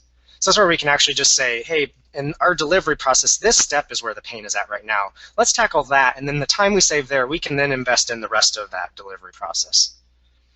So let's hop over to TeamCity, and I've got a WebStorm inspection sample set up. So this is not just .NET stuff. It can be any platform. And if I hop over to WebStorm, one of the nice things about inspections, and especially about using WebStorm or ReSharper on the .NET side of things, is you can define as a team the rules you want. You can share those through your version control system with the rest of your team, and they'll be enforced for you right within the IDE. So right out of the gate, all of your developers are working on the same set of rules, and as they're developing, WebStorm or ReSharper or whatever the JetBrains product is can help tell you that there's a problem while you're working on it, so you can fix it right then and there instead of waiting for inspections to happen days or weeks later. So that's actually the best place to start with inspections, but we'll see in a minute we can then plug that into our continuous integration process as well. So I've got a quick little JavaScript sample set up here where I've got a violation of a rule. I've got a variable assigned to itself. Essentially, I've defined a set of rules that I can check within WebStorm, and I'm not going to go through all of that today, but in the project settings, you can set up scopes of things to check. And I've got a sample set up already that I'm going to just check that test file I had over in the other screen. And you can add whatever files or whatever you want to a scope. If this is helpful when you want to focus on maybe JavaScript versus CSS, or you want to focus on your JavaScript versus external libraries you bring in. So I set up a scope, and then I can set up inspections. So I can work with my team of people to say, hey, what is it that we want to enforce as far as code rules, essentially? And in this case, I've only turned on a set of JavaScript inspections, so you can see there are tons of other ones. And we can go through these rules and decide what fits best for us. And then we'll get that information right within the IDE when there's a problem. But you know, the reality is sometimes we have legacy code and we have a new set of rules we've established. Sometimes we just get busy and we miss something. So sometimes it's nice to actually have somebody else checking the stuff for us on some type of routine basis. And that's where we can plug all of this in to TeamCity. So with those things set up within WebStorm, then I can hop back over to TeamCity. I'm just going to walk through what this configuration looks like. I'm not going to actually set it up because it's a few extra steps, but I have a build step here where I say, hey, use inspections from IntelliJ. And this will work with many of JetBrains products. And if you're on the .NET side, there's an inspections for .NET. And that's all the build step is. So that's all this build process does, is it just runs a set of inspections. And then the only thing I really have to do is I'm pointing it at the profile that I had set up within WebStorm. So that TeamCity is using the same set of rules that the team is using. and that's really all I have to do at this point. All right. And then let's hop back. And let's go ahead and run this, though I've already run it, so it won't be as exciting. Oops, let's go back to the projects. You can see we already have a successful build here from before.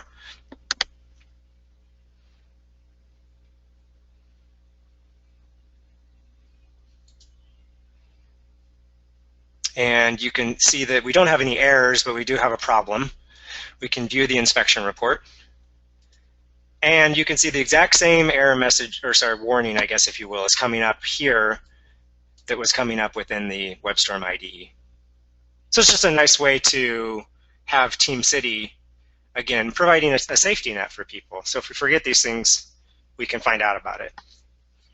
And then what you do with inspections can kind of take off from there. People will actually hook these into continuous integration processes. maybe once a day or less frequently than probably on every commit, because these can take some time to run. But then they can do things like, maybe you inherited a legacy code base with 500 issues. You can't fix all of those issues, but maybe what you want to do is say, hey, I don't want it to get above 550 or 525. I don't want it to grow very much. So you can actually set up the build process to fail if they grow beyond some number that's whatever is deemed reasonable. So that way you're at least not getting more problems building up. And maybe over time you want to pull that number back as you have time. You can work on those inspections and pull that number maybe to 475 and 450, and eventually bring some consistency to the code itself. Yeah. All right. Does anybody else have any questions?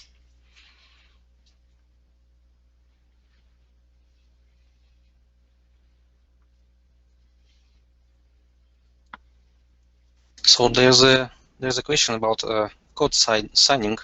How do you handle code signing? Configure it in Visual Studio or make it a build-only process? That's going to be pretty team specific. Well, the reality is that continuous integration is a practice. It's very generic, and you kind of have to decide how it fits within your existing processes. So in the case of code signing, if that's part of the steps involved in producing your application, what I recommend you do is sit down and kind of at least write out how the process is existing. If you have any scripts that are involved, look at those and kind of get an idea of what things look like right now, and use that as a map as you implement a continuous integration process, and with the goal in mind of automating every single one of those steps.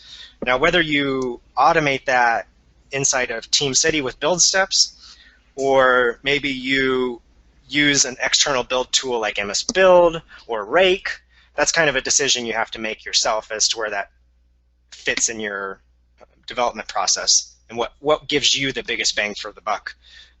And that's where you can decide then, do I want the code signing to be part of something I set up in Visual Studio, or do I want to make that external to the application? So maybe that's not a hassle on developers that are working on the application. It's only a concern of packaging the code, if you will. Okay, here are two more questions related to previous part of the demo.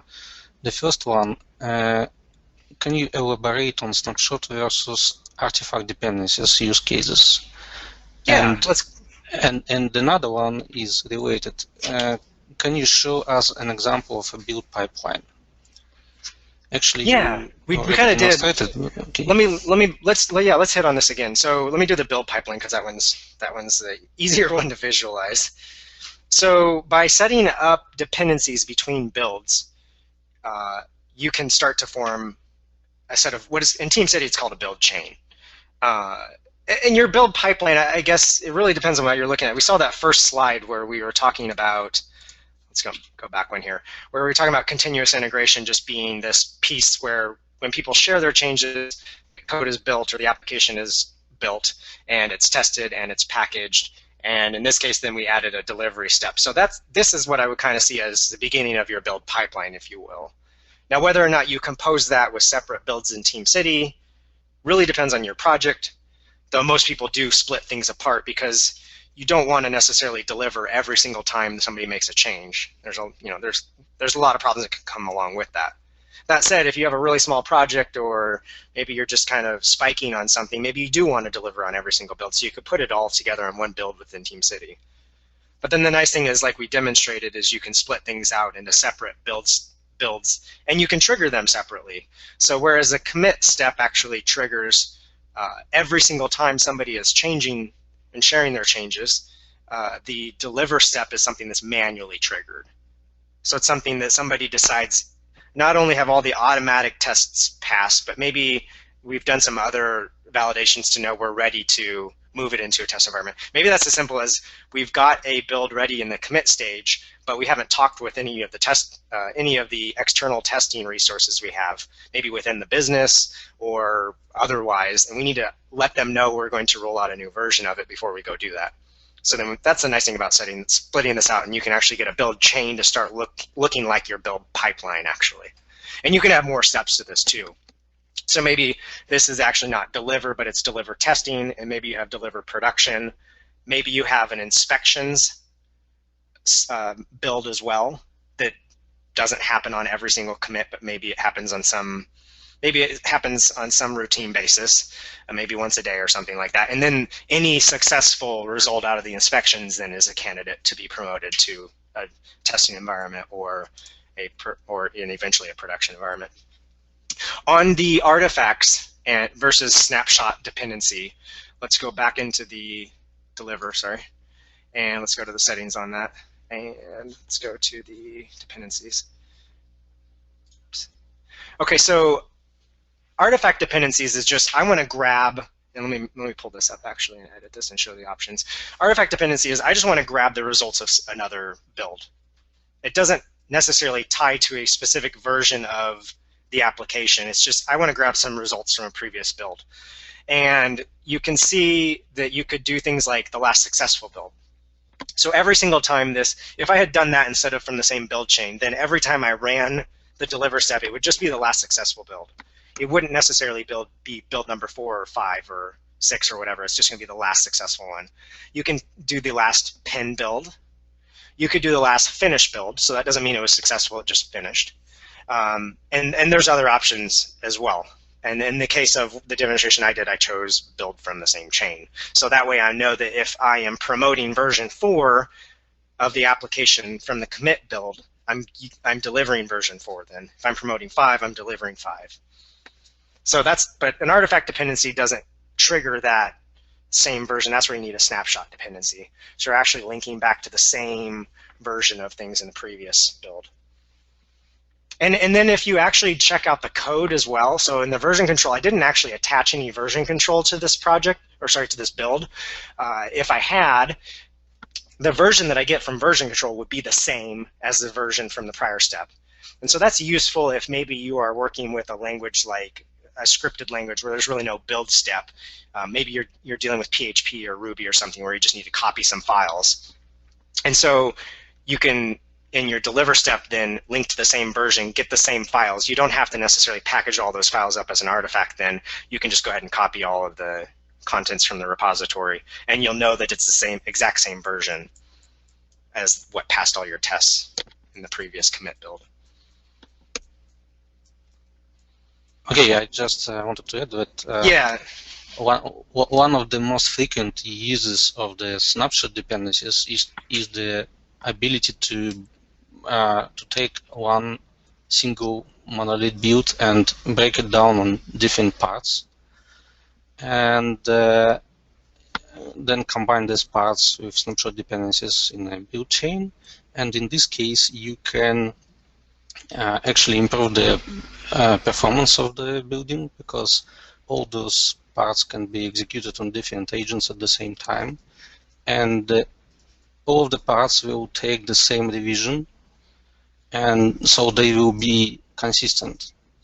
For example, if your build runs several thousand tests, you can split it on different parts and run different parts of tests, but eventually all of them will be started on the same revision, and they will be consistent. So that's the main feature of snapshot dependencies. They provide consistency among different builds combined in a build chain.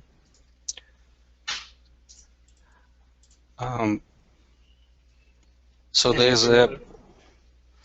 there's one more question about .NET assembly version increment.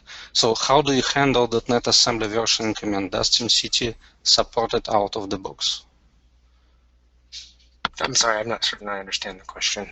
I guess it's probably about assembly version. Automatic assembly version patching. Oh, okay. Yeah, I think it's about. So what you can do, and I guess I didn't actually demonstrate where this would fit in, is you can do any number of things to tie different numbers into your assembly version. Perhaps you would like the assembly versions to match your build numbers. If that's the case, the build number is an environment variable actually that you can make accessible to the build process and inject it into your basically your assembly version. So you could do that. So then like I said, I've got version 4 of my build here. If I wanted that to maybe be 1.0.4, I could pass that 4 into the process of actually building the assemblies, so that it can actually pick that up, or the assembly version matches the builds in TeamCity. That's just one hypothetical way. Another thing I've seen is sometimes, I'm trying to think, well, that's kind of separate. Sometimes you want to embed some other information in your project. But yeah, you can grab all kinds of stuff from environment variables and inject it into your build process as well. So we go back to, let's go back to the commit stage and go to the build steps. And I guess if I added a step here, I could echo out the environment variables, but yeah, trying to see if there's anything. I mean, you can pass all kinds of stuff here too. So you can pass other parameters as well to the build process. Pass them to MS Build, and they can be passed along. So you can pass properties along to the build process as well.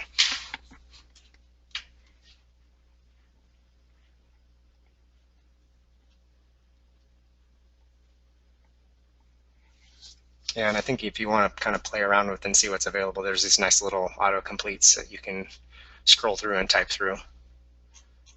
That was how I grabbed that build number before. Build number would be one of those parameters you could use.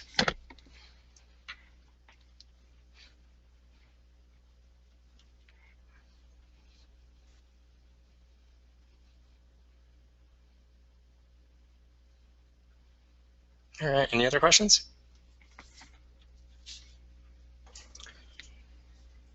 Okay.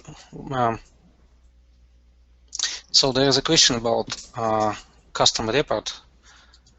Do you have an example of some custom report presentation in TeamCity? Custom what? Custom report, probably some HTML report or something. Oh, custom report. Yeah. Yeah, custom report. Actually, so. I actually have one. Yeah. So yeah, your build process could generate.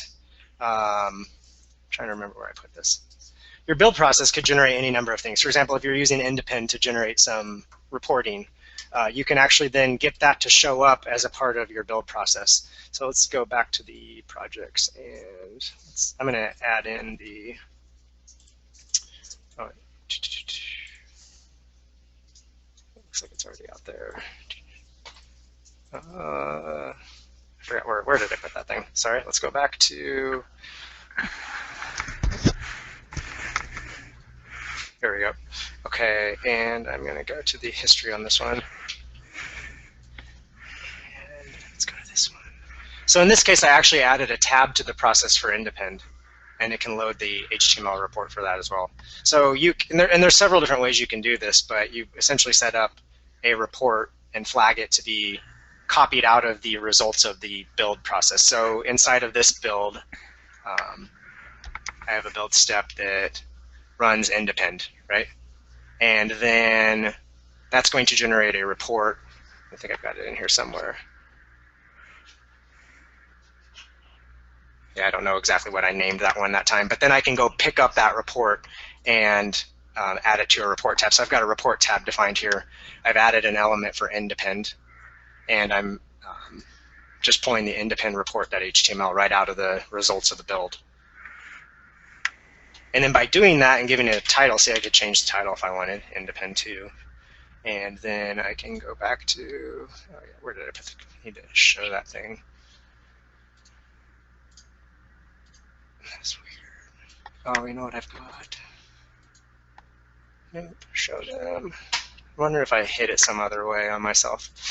Let's go back here, and let's go back to Independ, and go back to a successful build. You see Independ 2 now shows up. So all that is just grabbing an HTML report and embedding it as a tab inside of a specific build's output. If it doesn't show up, it's not going to have the tab then, obviously. If it does show up, the tab will be there.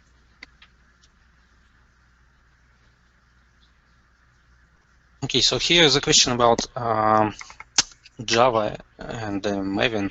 How easy is it to switch between versions of Java oh, yeah. or versions of Maven? I am not an expert at this, but what I'll do is I will go to my demos and let's go create a build configuration so we can look at this really quick. And build steps. And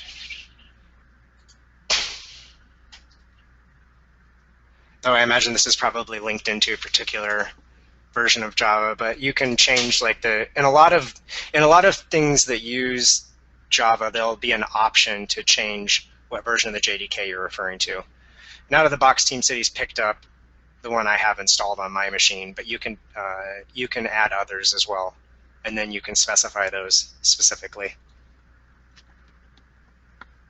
Yep. You might even somehow make it as some type of parameter if you needed to build something against multiple versions of Java. You could actually use a build parameter and run the same build maybe multiple times, but for different versions of Java. Yeah. It kind of depends on your particular situation. But go ahead. I'm not an expert at the Java side of things, so if you want to chime in. Yeah, I just wanted to add about Maven. So, Wes, could you please open the Maven build step? Yeah. Oops. So TeamCity actually comes with. Do you need the advanced option? With a few versions of Maven out of the box. If you open Maven selection, there are several versions of Maven. Or as always, you can use custom Maven if you want. You will need to install Maven on the agent in this case.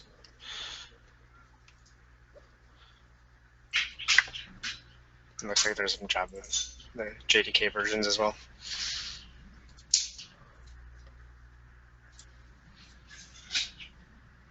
Okay, so I think that's it with questions.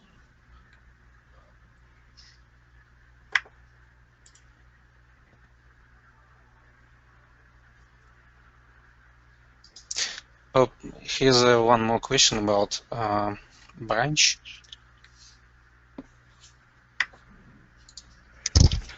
If I need to create a hotfix branch on one project of the hierarchy, is there a way to clone the whole dependency chain and change the branch on that one project? Well, actually, the dependency chain is placed inside the project, inside some projects, so you can actually clone the project itself and change the branch in the project copy. We usually recommend to use a parameter instead of a specific branch. So we usually recommend to use some % branch % in places where exact branch name is required. In this case, when you copy a project, you can just change this parameter, and you don't have to go through all the build configurations and change there. Okay, another question is about agent installation. Is the agent install a manual process? It really depends on how you want to do that. There is an installation that you can run on machines. If you're using like agents in the cloud or something, there's actually features that can help you provision agents in the cloud automatically. It really kind of depends on your setup. So, but there is actually a manual installation, just an MSI, just a few clicks through to install the agent. I believe you can download that from somewhere in here too. Yeah, you can install build agents. It looks like you can launch them as well from the browser. I usually install them, so.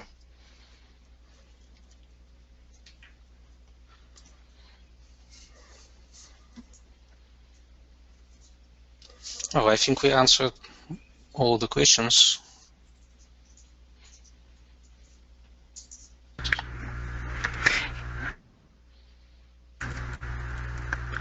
Yeah, so thank you everyone for joining us today. For more information regarding TeamCity, you can visit the JetBrains website for TeamCity, jetbrains.com/TeamCity. Also feel free to visit our blog for future posts. You'll see the link there. For future, well, to view this recording and any past webinars that we've offered, plus any videos made on TeamCity and our other JetBrains products, you can visit us on YouTube at JetBrains TV. For feedback regarding this session, feel free to send a tweet to Wes. You see his Twitter tag there. Or you can send him an email, wes@fullcitytechnology.com. If you're interested in any consulting for implementing TeamCity, you can visit Wes's website there, fullcitytechnology.com/TeamCity. Thank you so much for joining us today.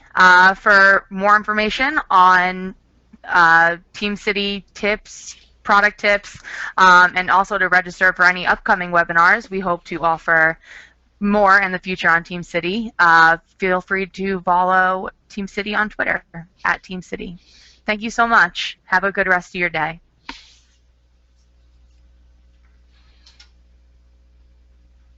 In this video, I'm going to give you a beginner's introduction to Nuget. Nuget is a package manager that enables you to both download and reference DLLs or packages in one fell swoop from within Visual Studio. To locate the Package Manager console, you can click on the Quick Launch text box in the top right and search for package, or you can go to the Tools menu item and locate the Package Manager console that way. Once you've located the Package Manager console, you can type in the install-package command followed by the name of the package, in this case Automapper. You should note that the command is case insensitive. Now, as I run this command, pay close attention to the Solution Explorer. As you can see, having run the command, a couple of references to Automapper have been applied. Additionally, a file by the name of packages.config has been added. Inside of that file, an entry for Automapper has been added. Later on in this video, we'll look at the purpose of this packages.config file. If you're not a big fan of the command line, then that's not a problem. You can right click on your project and access a GUI where you can install NuGet packages. You simply ensure that you have the nuget.org node selected on the left hand side here, and then a list of the most popular packages will be displayed. You can also, if you like, search for packages. In case you are wondering where all of these packages come from, they come from nuget.org. You yourself can navigate to nuget.org and search for a package of choice, for example, Bender. You can then choose the package from the list, and you'll be able to see statistics about the package. If you scroll down, you can also see the version history. If, for example, you wanted to install Bender 2, an older version, you can click on the link and you'll be presented with a command that you can copy and paste into the command line. You should note as well at this point that if you have more than one project in your solution, you need to ensure that the correct default project is selected from the drop-down. You could as well, if you wanted to, use the project name flag, although in this case it's redundant because it will default to sandbox. If you were to type in the get-package command, you would see that Bender has been added to our list of packages. Additionally, an unfamiliar package called Flexo has been added. Flexo is a transitive dependency.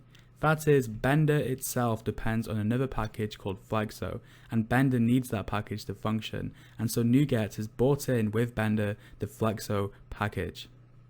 A nice feature of Nuget is that if we want to update Bender from version 2 to version 3, we need only type the update-package command.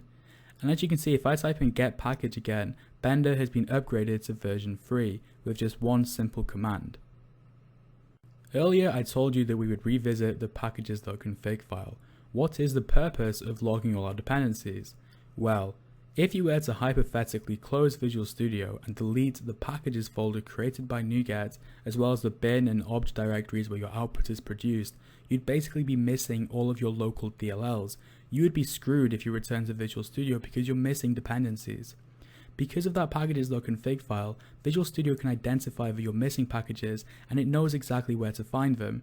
If you were to simply build your solution, instead of getting errors, as you can see, Visual Studio proactively downloads your packages again, and you'll have no compiler errors.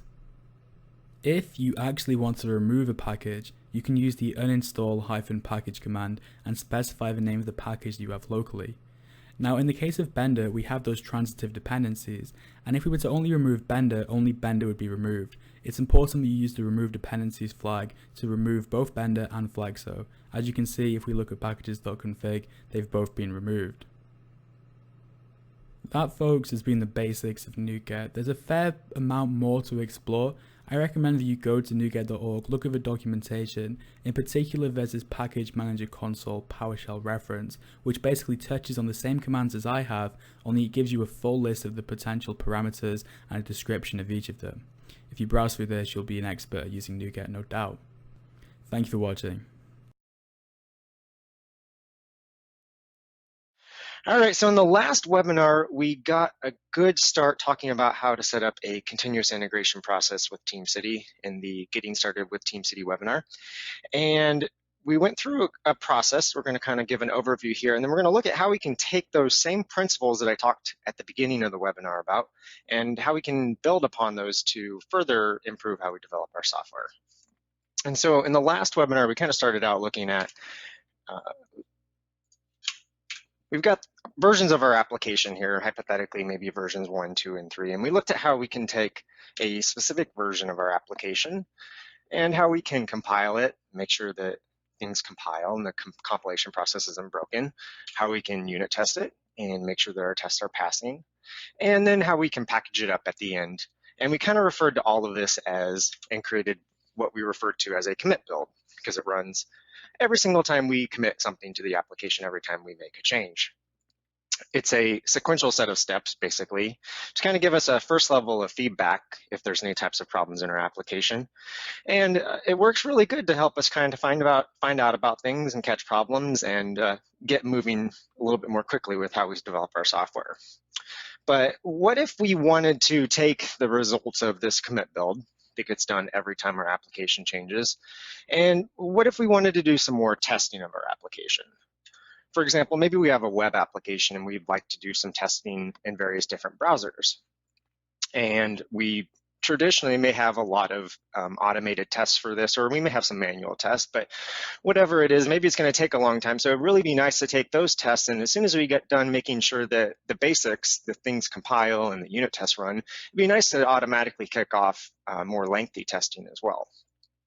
And then what if once those tests are done and we have some more confidence in what we're doing, we'd like to maybe deploy our application to a QA environment so other people can begin manually testing things and kind of doing some exploratory testing.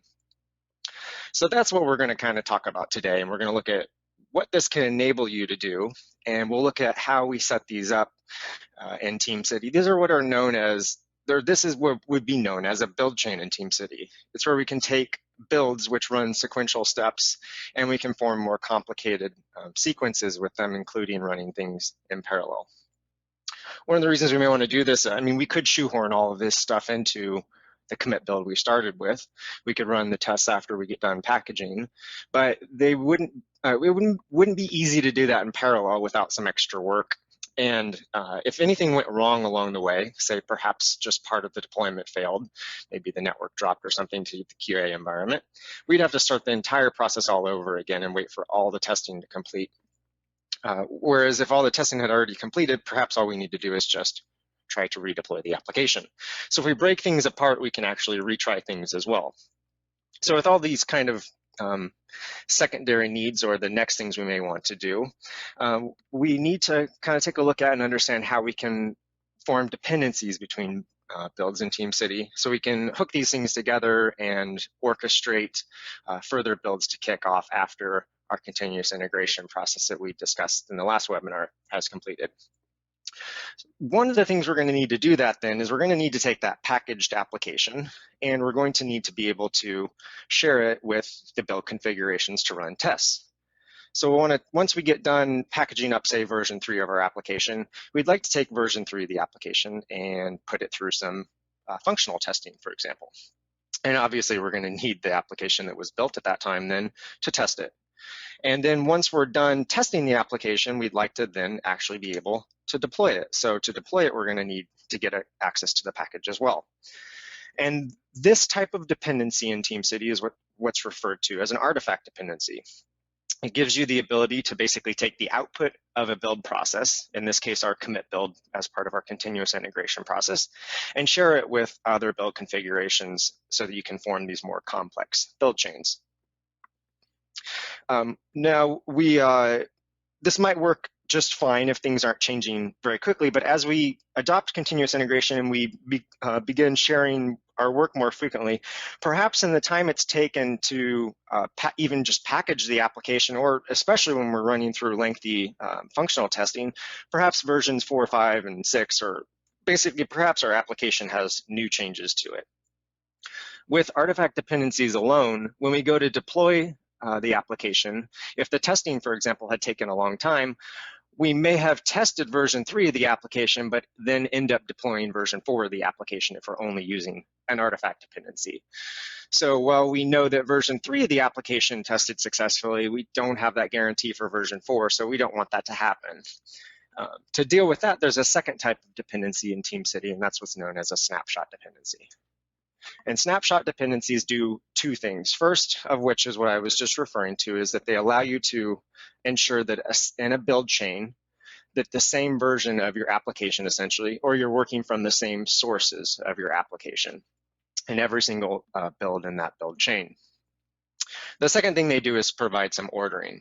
So the artifact dependency, both all three of the downstream builds, if you will, are dependent on the first part of our process, which is the commit build. So from that alone, we can't really know what order to run things through. But once we bring snapshot dependencies in, we can say, hey, the test should run or the Chrome and Firefox test in this case should run after the commit build. And then once those are done and both of those are done successfully, then we should do our deployment. So it gives us some ordering as well. All right, so that's kind of just an introduction to these two different types of dependencies. And before I move forward, I'll just pause to see if there are any questions. Hey, Wes. Can you explain a situation where you might only use an artifact dependency? Yeah, absolutely. So if, for example, let's say you're doing some type of inspection on a code base, and it's a rather expensive inspection, and you're not going to look at the results of that very frequently.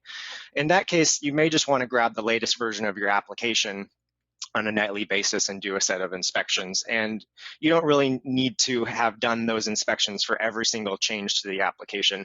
Not necessarily, perhaps you want that, but if you're just using this on a maybe daily or weekly basis to refer back to, it might be a case where an artifact dependency alone would suffice then.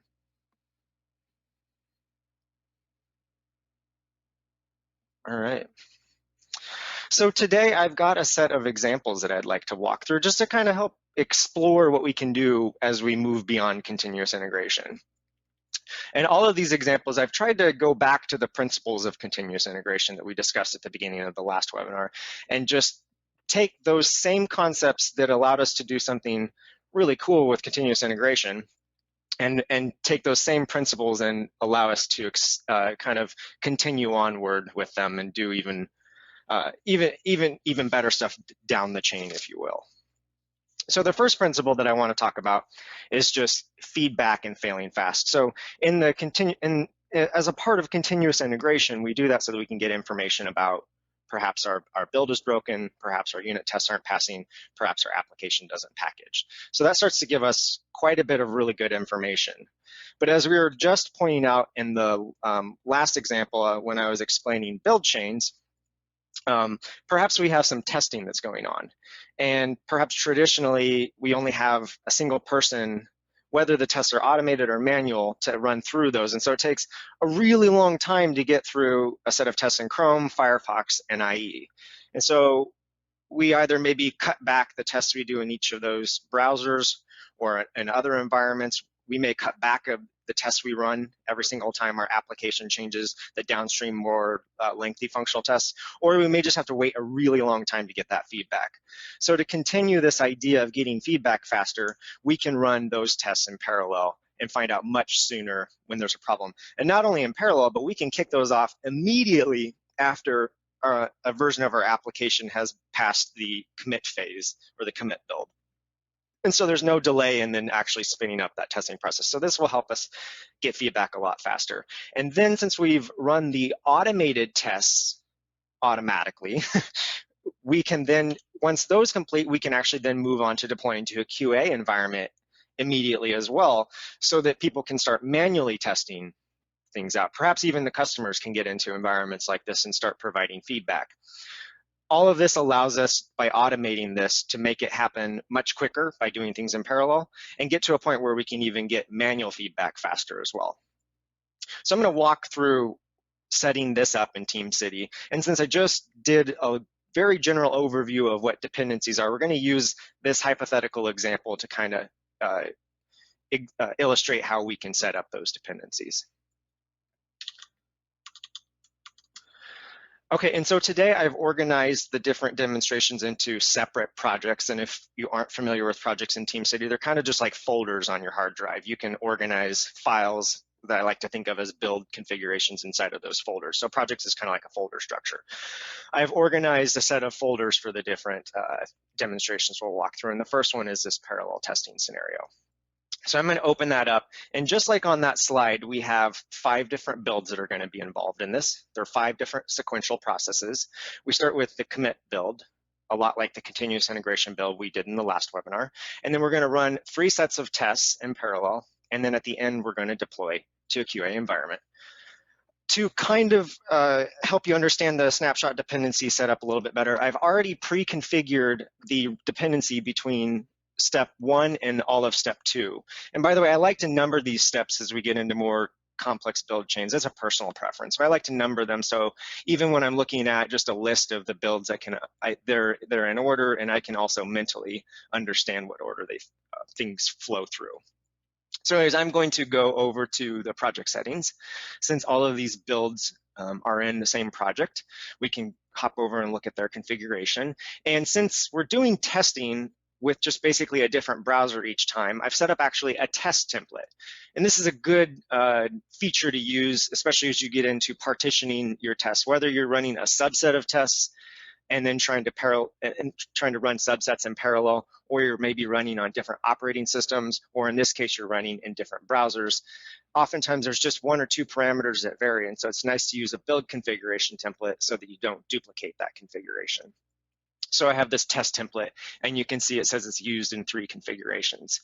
So then the various configurations, Chrome tests, Firefox, and IE tests, are all instances of that template. And the nice thing about that then is, since these all have the same dependency, if I hop back, this is the part we're looking at right now, these all have the same dependency, so we can use the template and inherit the dependency by setting up in one place, and all the instances of the tests will then reuse those dependencies. So we're going to drill in there, and I'm going to go to the dependencies for this project. And from here, we can kind of explain what I've set up. So I said there's 2 types of dependencies. There are snapshot and artifact dependencies. And the snapshot dependencies are great for ordering things and making sure we're running from the same set of sources or the same version of our application, the same commit or check-in or whatever version control system you're using. The first thing I had to do then was set up a snapshot dependency. And this is the test template. It's part of the definition of all of those second-level test builds. It depends on the first commit build. So that's the dependency. And it depends on that build being successful. I'll get into some options here in a little bit. So that establishes that first set of arrows in the diagram. So that's what we established right there, those orange arrows with the snapshot dependency. And then I obviously need to test something. I want to grab the compiled version of the application. So I set up an artifact dependency as well. And of course, the artifacts were generated as part of our continuous integration process. So I need to, again, have an artifact dependency that points at the commit build as well, step 1. And in this case, the artifacts are in this app folder. So I'm just saying, hey, grab the app folder artifacts and copy them over into an app folder as well. And then there's this little text below that says build from the same chain. And that means that when this build kicks off, it's going to be using the same version of the application. And this is because we set up snapshot dependencies that we get this option for the artifact dependencies. In this case, it's going to grab, if we step 1 was version 3 of the application, then we're going to get the artifacts for version 3 and not version 4, for example. So we're testing the same set of the same version of our application, which is a good thing. So that's basically setting up the first set of dependencies.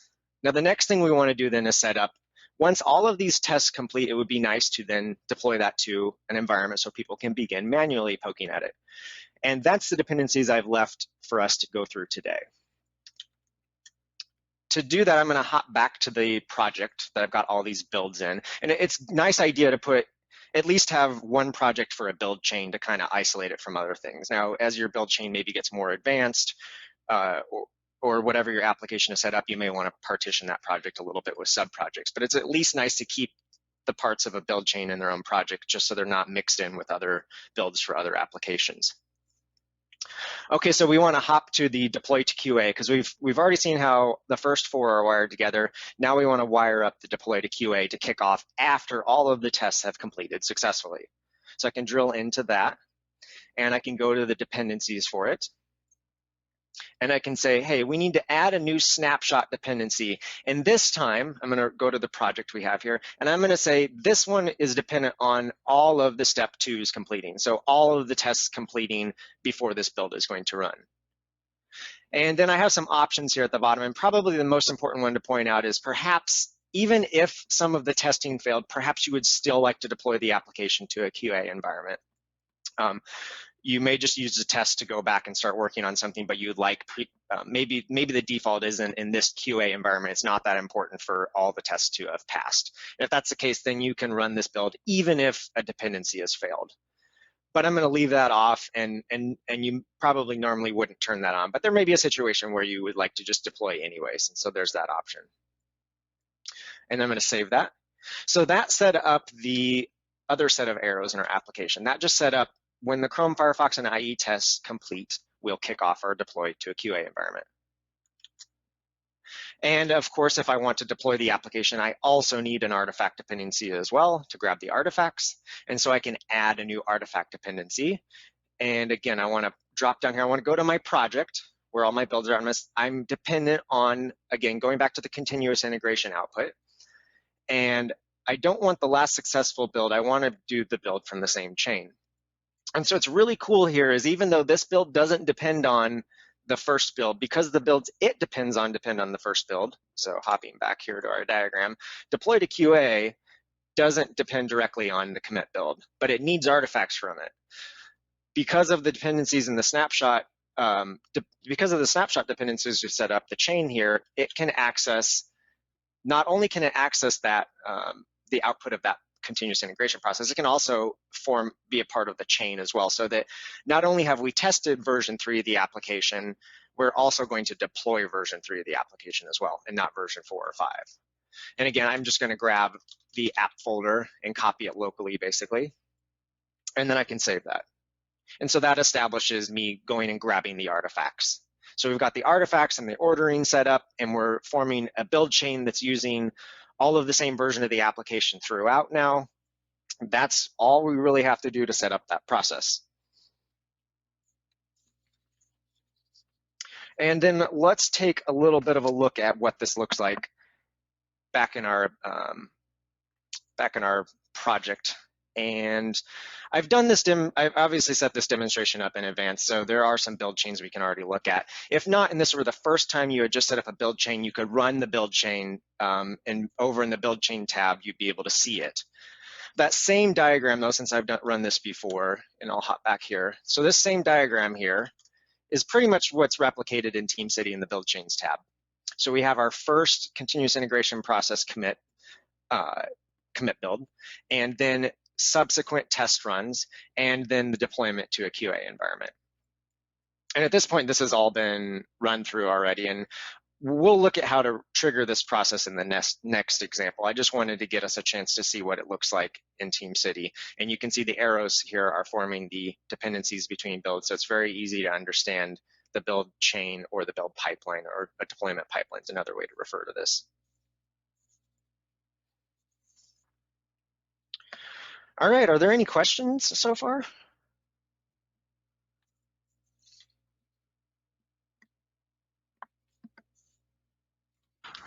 Wes. Yeah. Just one question. How can you do parallel testing on different operating systems? So in this example, I've done tests of Chrome, Firefox, and IE hypothetically. When you are setting up the different tests that you're going to run, you can basically parameterize the environment as well. And agents come with a detection of certain aspects of their environment, basically kind of facts about the agent. And you can tie a particular build to a particular operating system then. So if you had perhaps instead of Chrome, Firefox, and IE, you had Windows and Linux, for example, then you could tie those two separate builds to a particular agent that has Windows or Linux on it. Thanks. Yeah. All right, so let's move on then. The next principle that was really important part of why we do continuous integration as a practice. I mean, regardless of all the tools we have, if we don't actually share our work more frequently, even if we have a build process, it's not going to give us a lot of information because there's going to be that delay between when we make our change and when we actually share it with everybody else. But as we actually adopt the practice of continuous integration and we begin to share our work with each other much more frequently, we start to build team cohesion. And that's we're all working more like a unified whole instead of being on separate islands, if you will. Extending the principle, I think the principles behind getting team cohesion, which is a big part of continuous integration, we can move down the chain and we can start, I like to think of it integrating further down the chain. So continuous delivery starts to get in this idea of, it's almost like sharing your work by delivering it more frequently. And then the ultimate extreme of this is like continuous deployment, where it's a very fast process to not only deliver the results of new versions of your application into any environment, but to actually deliver it automatically into a production environment with no intervention at all. And as we do all of that, as we move down that line of sharing more frequently, not just with ourselves as a team, I like to think of it as building customer cohesion. Everybody is working together more as one team now. It's not just the developers and the users or the developers and the customers. It's everybody's working more frequently because we're sharing our work with everybody much more frequently. So users and customers and stakeholders can give us feedback much more effectively if they can see the results of that. If they can see the results of that a little bit quicker. And it begins to build this cohesiveness, not just developers and users, but everybody together. And that's really awesome. So for this example, I'm going to walk through a rather lengthy process whereby we will take the continuous integration process and build upon it to kind of like we did in the last one, except I'm not going to do parallel testing. We're going to deploy it to an Azure website in this case. Well, this is like a staging web version of the application. So we've got a staging slot in Azure we'd like to deploy this to. And then we're going to run some tests on it. And then once all that's successful, then we'll actually look at deploying it to the production website in Azure and then running the same set of tests in this case, or in reality, perhaps you have a different set of tests in production. So we're going to look at orchestrating those 5 steps and actually see that happen. So I'm going to hop over here, and just to prove that these websites are not actually working already, you can see the default Azure website comes up, and let me grab the other link here. So here's the staging site, and I'll put that one before the production site. So for this project, or for this principle, I've organized a separate project called Customer Cohesion here. Again, I'm putting all my builds for this build chain separate of the rest. And my naming is rather lengthy here, so I'm probably going to stick with this linear view of the builds. Let's just collapse these so we can see what that looks like. So there's 5 steps to this process. We're going to build on our continuous integration, deploy to a staging environment, and that's this Azure site.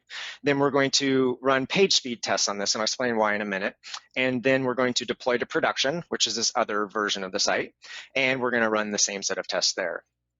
So as we start deploying automatically to a staging environment, we're pushing continuous delivery.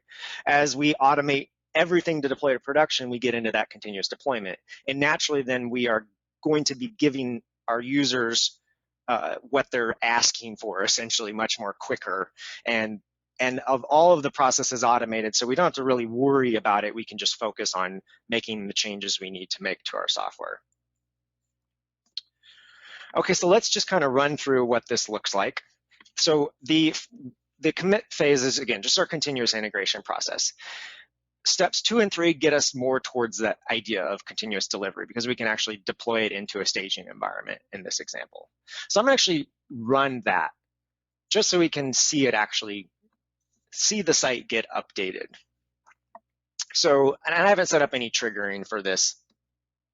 We can discuss triggering if people have particular questions, but while that is running, there's kind of 2 ways you would come about triggering. Sometimes there's this idea that we would like to start with the first build and push through the rest, and that's usually not how triggering works in build chains. Usually what you'll want to do is what I just did. I ran step 2 of the process, which needed step 1 because there's a dependency there. So it went ahead and made sure that step 1 had run, and then it ran step 2. And let's just make sure that that works, and it works. So we've deployed our application. I'm just using an example of Google's new web starter kit here and deploying that out, which involves a build process. Even if you're doing front-end type work, there's image optimization. I think in this case they're using Sass, so there's translations to CSS, there's minification going on. So even on front-end work, there can be a rather lengthy build process that generates some artifact, and that's what is set up here. And you can even see if you expand the artifacts here, here's the site that we're deploying. So even with just static assets, there can be a build process for that, and you can set that up in TeamCity as well. And then this deploy to staging process, and I can open it up here. Go to the configuration for it. It has dependencies to that first phase finishing, and it grabs everything and sticks it in this distribution folder that it then uses an FTP deployer, which is part of the it's part of the set of plugins you can get and add to TeamCity is the deployer plugin. And you can then do various things, for example, like deploy to an FTP site, in this case, an Azure FTP site. So it's a very simple deployment process. And let's hop back to our project and go to the project home. Oh, actually, I can just close this. So the next part of the process is we might actually like to run some tests. And I actually haven't updated the application, so it's still doing some old testing here, but we'll update it in a minute here as well. I can kick off those tests then, and it will take the results of the deploy to staging, what it deployed to staging, and it will actually run a set of tests on it. In this case, I'm using the page speed tests that come as part of the web starter kit. They just give you essentially your page speed score per Google, which is kind of an indicator of how awesome your site is or not. And once that's completed, then you can go in and we can actually like go to the test tab, and we can even pull up into the build log and see the output of running the page speed tests as well. And I've gone one step further then, and this is where you can take continuous integration a little further. I've added, as a part of the process, I have the page score test set up actually emits a page speed build statistic, and that grabs the value that Google returned. And then we can take that statistic and hop back, and we can look at in our stage 3 page speed, we can actually look at that statistic over time then. So you can set up custom statistics, and you can see here's the page speed. Now, I haven't changed the application to the detriment of the page speed, so it's been the same every time I've run it. But the really cool thing is then you could see a drop in your page speed while you're testing in a QA environment or a staging environment in this case. And you can get some feedback about that, actually to the point where we could even hop over to the settings for this page speed part of the process. Remember, this is a sequential build chain, and so we can stop the process if something goes wrong. And we can actually go to the build features, or sorry, failure conditions, and we could actually add a failure condition as well, that on a metric changed the page speed score, if it maybe drops below, I don't know, 95, we could actually stop the process right there. So if we had an automated deployment process all the way through to production, we can still stop things from happening that shouldn't. In this case, if our page speed score drops below an unacceptable threshold, for example. So that's why it's really awesome to use TeamCity to orchestrate your deployment process as well, because you can run these very valuable tests, whatever they may be. This is a page speed. Other people have functional tests. People perhaps have performance or load testing. And you can gather all those results back, and you can actually plug them into the deployment pipeline then as a way to shut things down if there's a problem. All right, so let's hop back to the project home here, and let's finish this process out. The main site still doesn't work. And so I can go ahead and say, hey, run everything else through to the, let's actually look at this a different way. And my naming's really long here, so you can see. Here's that same build chain view we had before. 1, 2, and 3 have passed, and you can see in this build chain view that 4 and 5 have not been triggered yet. So I can actually trigger things from this nice graphical representation of what's going on as well. So I can run this, and then that will complete deploying things. And I can let us watch that happen. You can even see right from within the build chain, you can visualize where it's running in the process. While that's running, do we have any questions?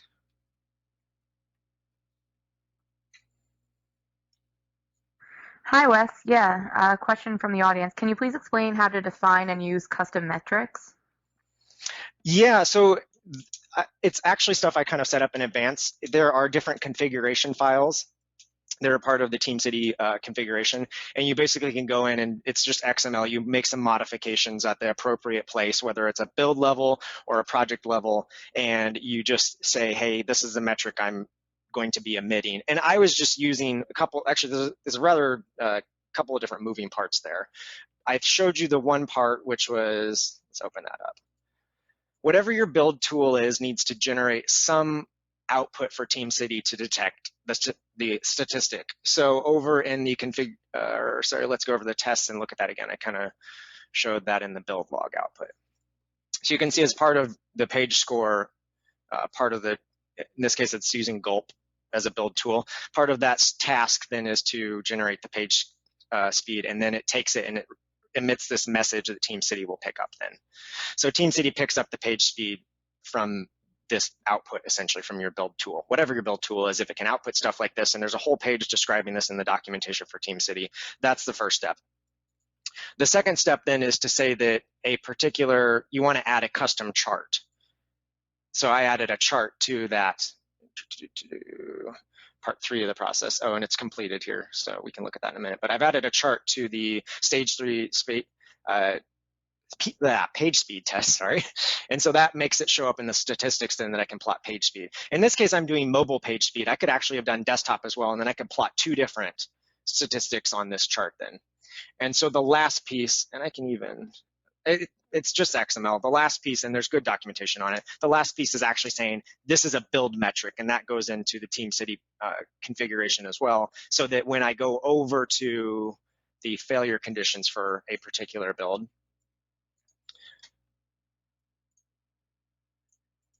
then it will show up in this list as well when we go to failed on a build metric changed. Otherwise, it's not going to be in here until you add it there. So when you're setting that XML up, you just describe what the message should be here and which statistic it refers back to. And if you'd like to see that, just ping Carolyn again. I'll show that it's just XML files, but otherwise I'll move on. So, okay. Okay, yeah. There was just one more question. What about rolling back a deployment?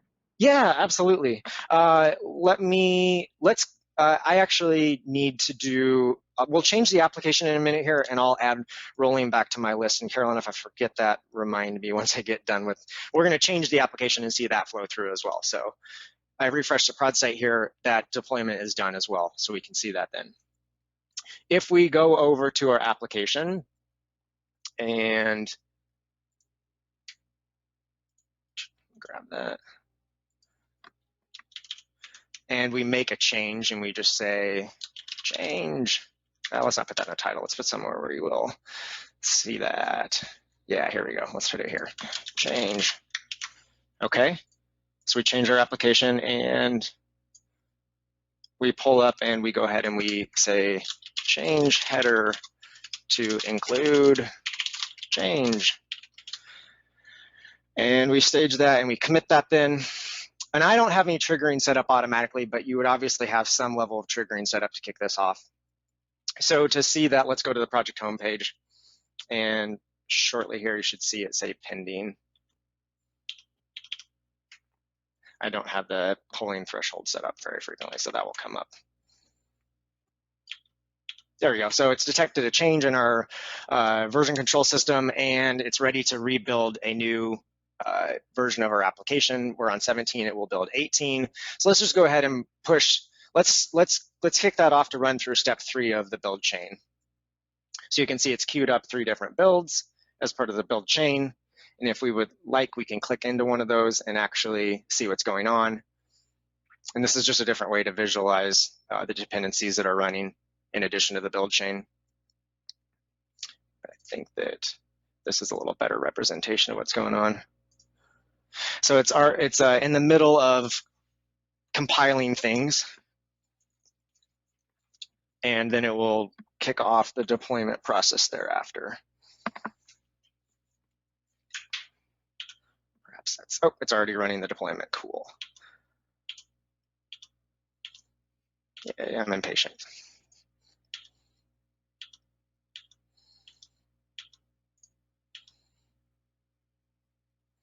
And so that's deploying our application to the Azure site, and give it a minute here to finish. Okay, and then it should be running the page speed test. So you can see changes showing up. This is the staging version, the staging slot of our Azure website. Here's the production version. It does not have the change yet. And our page speed tests are complete. We could look at the results of that. And again, I can then kick off even from right here the rest of the process to run. I could have just run all of it by kicking off step 5 as well. Now, that's kind of what I like to refer to as pull-based triggering. It's where you set your trigger up at the end of the build chain, this last step you want automated. So if you just want to have deploying to staging and essentially do kind of continuous delivery, then you would probably trigger every change of your application to kick off this page speed test and staging, because then that will actually make sure that it builds, deploys, and tests and staging. If you'd like to be doing more of the continuous deployment world, then you would set up your trigger on the last step 5 of this process, so it would do everything upstream. The other way you can set up is you can go individually build by build and set up a build trigger to on a successful upstream build to kick it off, but it's usually better to just do it downstream and let TeamCity figure out what needs to be built from the upstream then. Okay, so I think that's done. Yay, our production site is updated as well. So that's how we can get a change through our application. Now, we mentioned that we would like to roll things back. So I can come down here to the build chains, and we've got this old build 15. Actually, let's go to build 17. I don't know what I changed where. So let's go to this step 1 commit. Let's say we want version 17 of our application to go out instead. So I can actually come in here, and I can actually then promote this through to deploy to staging, or I could actually promote it through to the staging page speed tests, so that we can actually run the tests as well. So I can take version 17 of the application and redeploy it basically. Mess something up. Let's go back.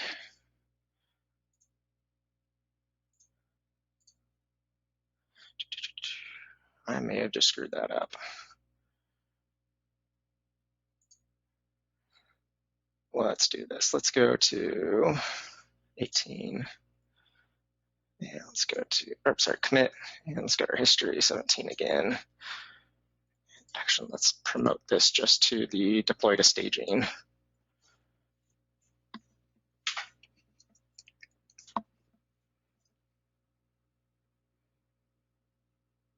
I think I jumped a little too far ahead there. So, okay, we're uploading to our staging site there. And it's now back to, oh, and this is actually my change from last night, sorry. So this actually has Wes in the title. We could actually go further back and get it without that. So yeah, that's how you can roll back your application essentially, is you just go to whatever version you would like and you can kind of push it downstream. I guess the other way then is, you could always roll back inside of your application code as well and push it that way too as a whole new set of changes, but you can actually come into your history and push the old version out. Cool. Any other questions?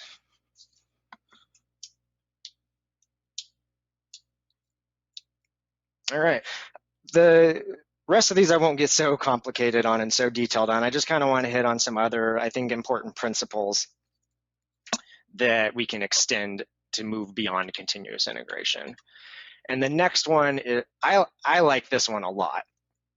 It's about being confident in what we do.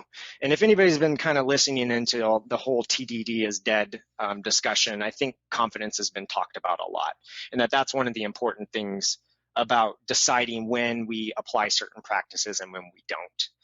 And when we can apply a practice and become more confident, not maybe like unrealistically so, but actually confident in a working process, really cool things can happen. And so the example I want to walk through here is I have a Nuget package for just a little open source project I work on.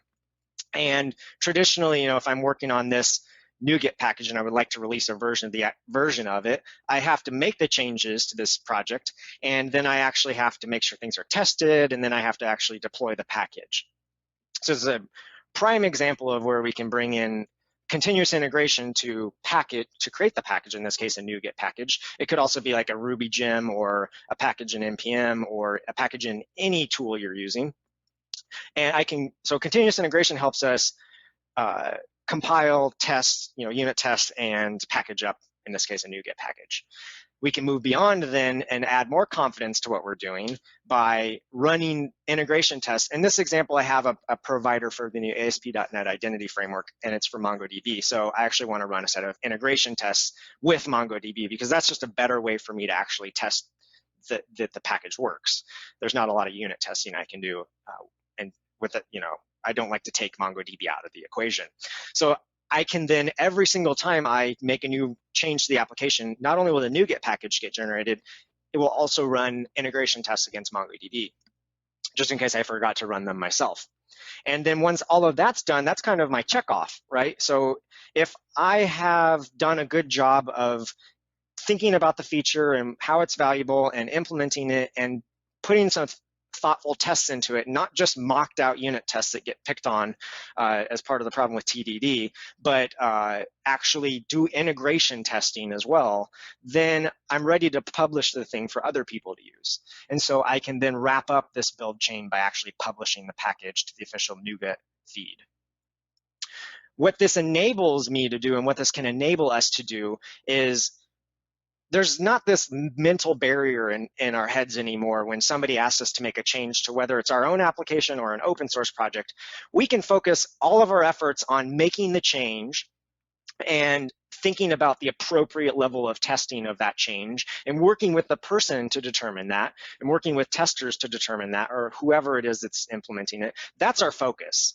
Our focus isn't anymore at all on a safe process to deploy those changes. We can just make the changes with the confidence that we have a process that's going to support releasing it for us so that we don't have to do that. And so this is something I actually use. And I've just found that by having this, I'm much more likely to take feedback from somebody and implement it because, like I said, I don't have to worry about anything after the change has been implemented. The process takes over from there. So I'm going to close those. And got a little different environment here. I have this ASP.NET Identity Mongo project. Again, organizing my build chains together. I start with the commit build that we looked at. There's the integration test build, and then I publish the package. And I don't have any changes to release and don't want to release a new version of the application for no reason, so I won't run this, but I just kind of want to walk through a few of the features that enable this to be possible within TeamCity.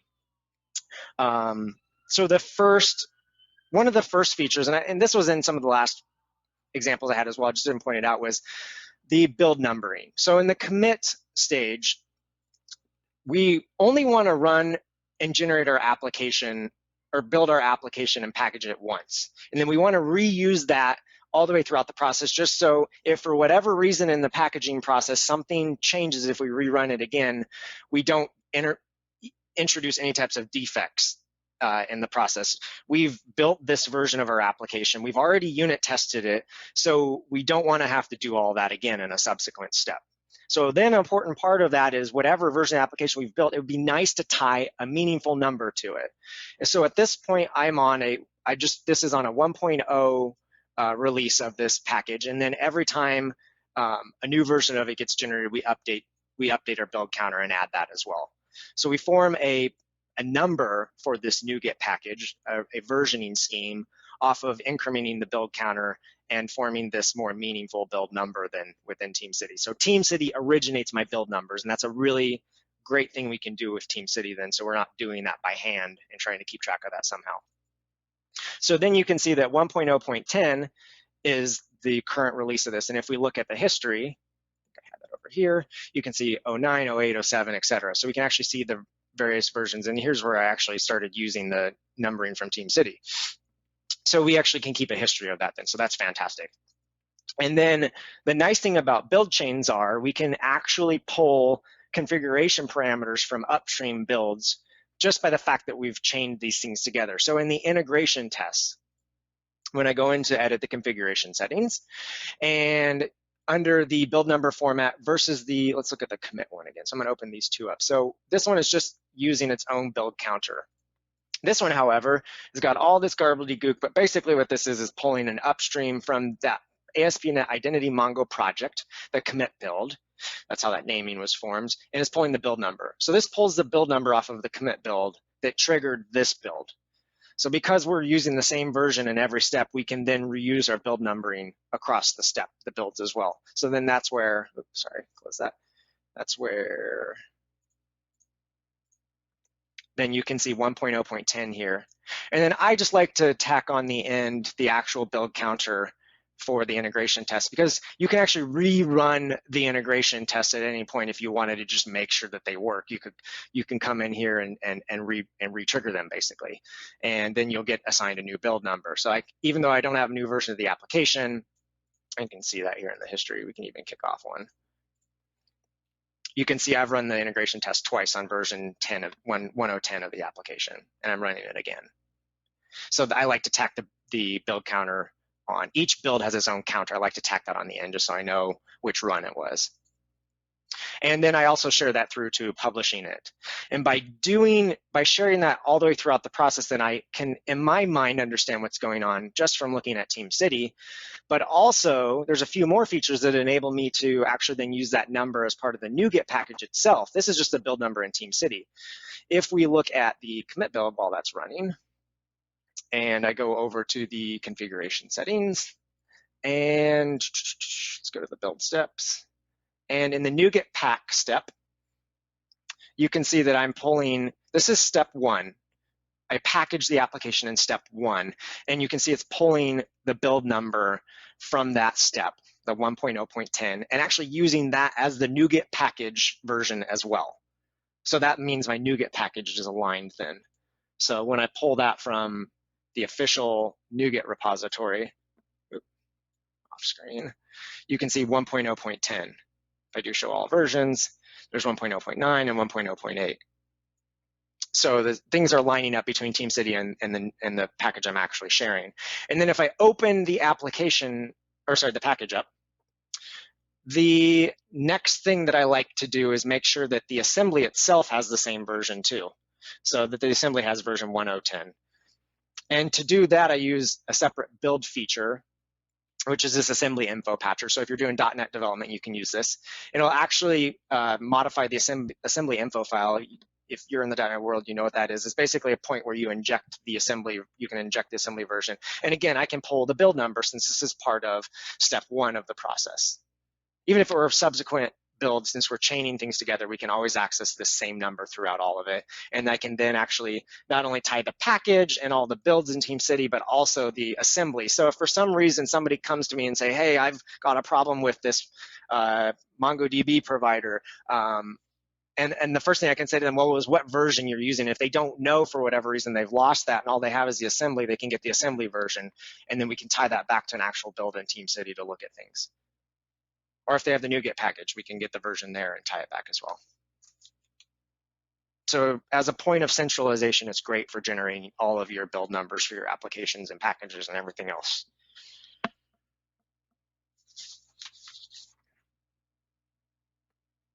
Any other questions?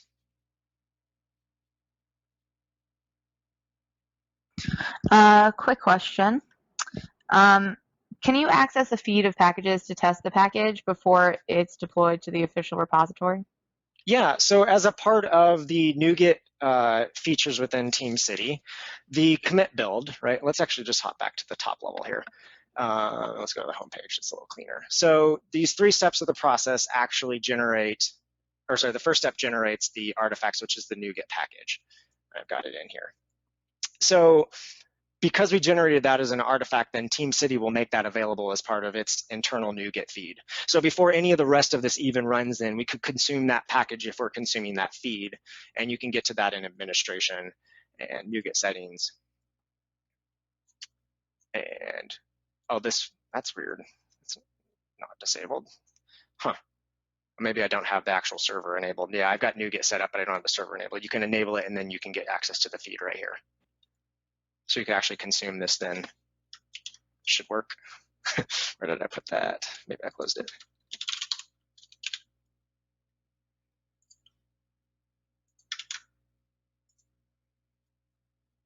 Oh, you know what? I don't have authentication turned on. You'd have to enable authentication as well. You can either make that just public, or you can have permissions to access it as well. So, but then you could pull packages from it. Yeah, I won't go off on too much of a tangent there. Yep. Okay. Any other questions?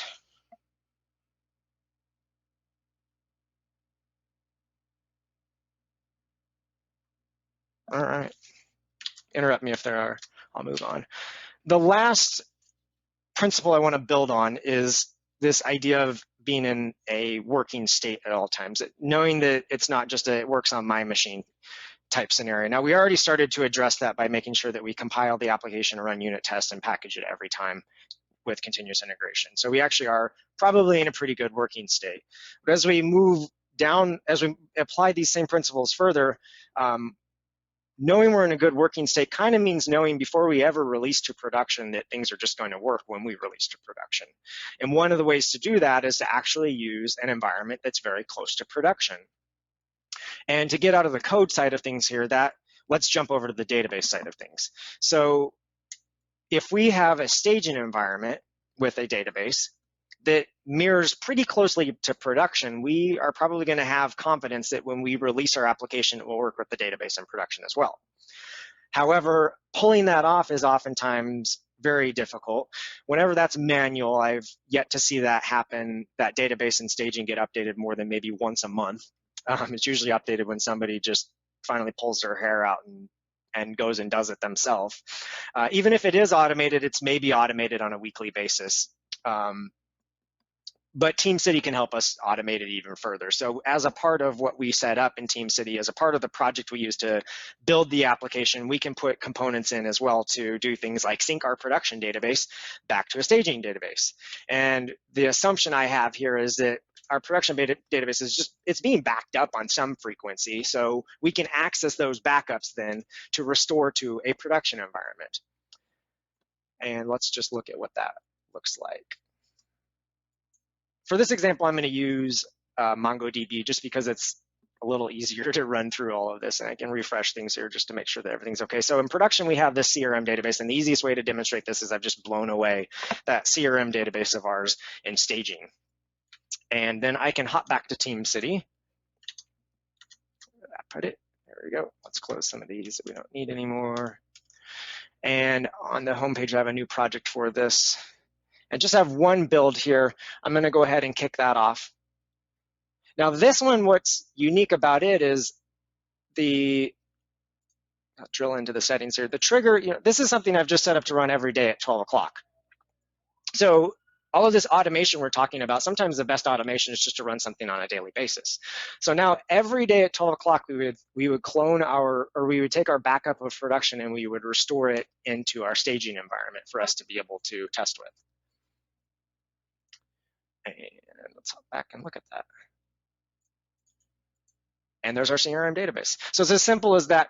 I mean, I know that's an easy thing to look at and see, but take that to its conclusion. If you had a new version of the database in your testing environments every single day, and maybe not even a new version, perhaps you work in a field where you can't even just copy the production data. There's a scrubbing process involved to be able to remove confidential information, for example. So obviously then your process is a little more complicated than just a restore. You have scrubbing. Well, you can add that as well as either a separate build or part of the whole, just the build that does this backup. And perhaps you have migrations to your data as well. I mean, we all have changes to make. Even with MongoDB, sometimes we would like to restructure our documents. Perhaps we have some migrations we'd like to run. So every single night, not only can we grab the latest production data, we can run the latest migrations on it as well to give us confidence that we're in a working state with not only our code, but with our database migrations as well. So it's a really cool thing we can kind of get to. And that is it for what I have pre-canned. If I'm just going to open it up at this point for any questions anybody has.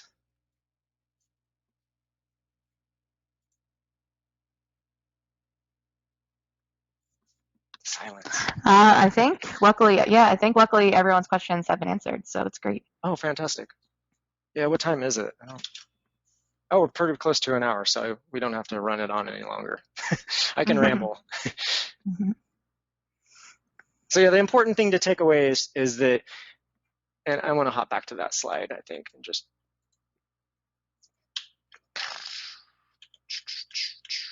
this one. There's two types of dependencies in TeamCity. Sometimes it's intimidating. Don't let it intimidate you. One is just an artifact dependency that's just taking outputs and making them inputs into subsequent builds. The other is a snapshot dependency. And think of it as like taking a snapshot, a picture of the state of your application at a point in time, and knowing that every single build will have that picture to work off of, the same one. And then build on the principles we talked about. Feedback, cohesion, working closer with our customers, having confidence in what we do, and making sure we're always in a working state, even as we get closer to production. Excuse me, there is a question in the okay, go ahead. About ability to ask for some confirmation before deploying to production. Yeah. So yeah, could you please show how it can be configured? How one can configure prompt parameter or password parameter to be asked before triggering a build. Yeah, there's a ton of ways you could come about that. You know, probably the easiest way to do that is you would like to lock a set of people out of the actual deployment to production builds. And that's just a permission issue that you can set up in TeamCity. You can actually assign users to, probably the most appropriate there is to have a group that can actually deploy, perhaps for a particular project. And those people are the only ones that can actually then kick off the deployment process. And then obviously you wouldn't want any of this to be just fully automated. So at that point in our, let's hop back.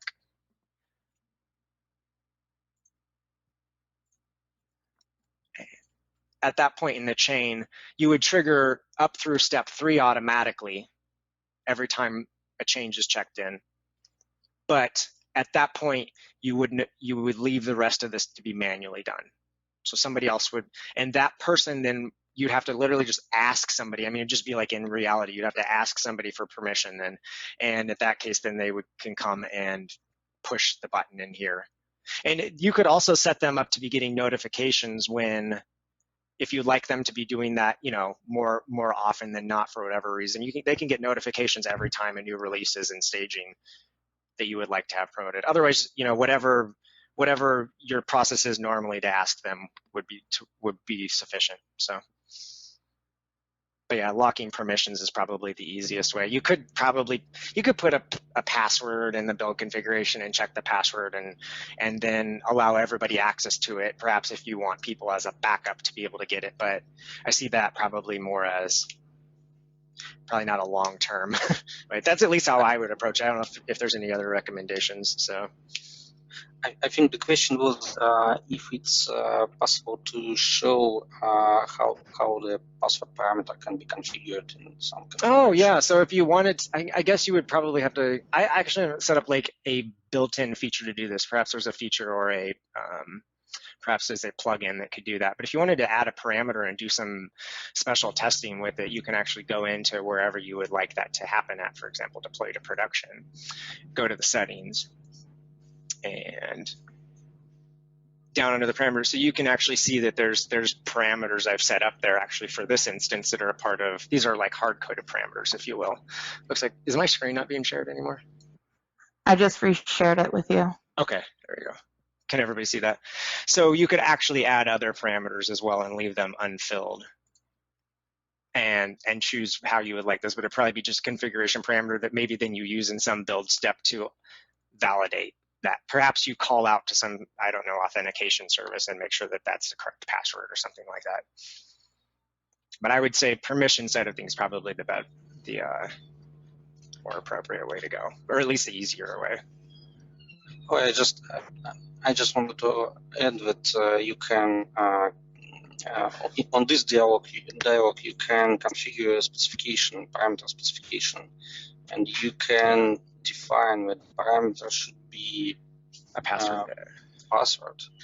And in this case, you can and you can also say in the display parameter, you can say that you need prompt. Yeah. And in this case, once someone starts a build, he will be presented with a dialog where will be asked for password parameter, and the script can check for this password. Yes, let's run back and go through what he was talking about there. Customer cohesion. Did that here, I think. So now I have to type in a password. But again, what you do with that password then you have to figure out what you do with that to make sure that that works. So I want people to be aware then they've got to do some checking then. Okay. Was that it for that question? Or okay, cool. Okay. So thank you so much again for joining us today. To learn more about TeamCity, you can go to the JetBrains website, jetbrains.com/TeamCity. Please feel free to send feedback on Twitter to Wes's tag, which is G0T4, and at TeamCity. The recording for the session will be available, like I said earlier, in a few days at our YouTube channel, youtube.com/JetBrainsTV. You can follow TeamCity on Twitter, again, at TeamCity, and at our blog.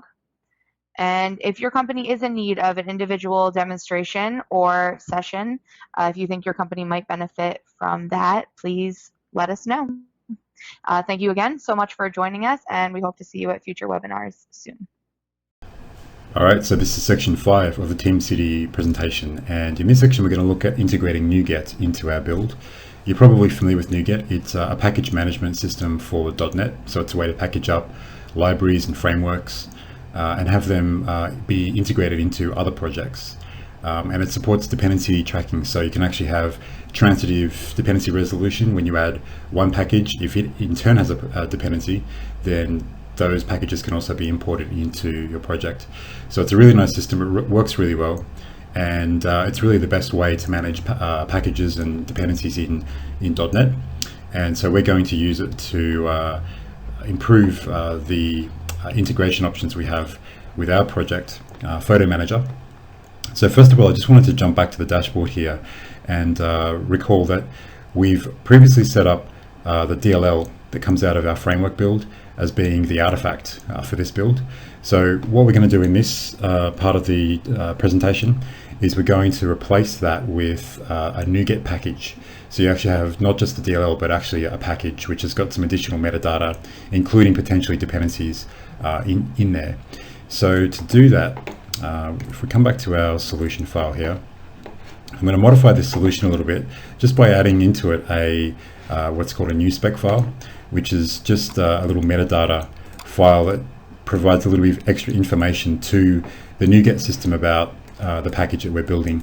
So this is my template new spec file, and this is basically actually the same as the one that comes out of Nuget itself when you generate a new package. I think I tweaked a couple of little things, but I don't remember what, to be honest. But in any case, we'll take this template spec file and we'll dump that into our framework project and rename that to match the name of the project itself, cd.framework. And basically now all we need to do is check that in. But before we check that in, what I'd like to do is talk a little bit about triggers, which we haven't talked about before. So remember, so far with our build, we've been manually triggering the build by clicking the run button, either here or on the dashboard. But what we'd really like it to do is every time you do a commit to source control, we'd like the build to kick off automatically. So that's achieved by adding a trigger, and here's the triggers section for our build configuration. So we just click on add new trigger. There's a few different types of triggers. Obviously the most common one would be a VCS trigger, so a source control system trigger. You can also schedule triggers, and there are then other options. We're going to be looking at the dependency trigger a little bit later when we talk about dependencies. But for now, we'll just add a VCS trigger, and we'll go with just the default settings. So we'll just save that as is. So which means now if I come back to my source code over here, I'm going to add the new spec file. I'm going to commit that.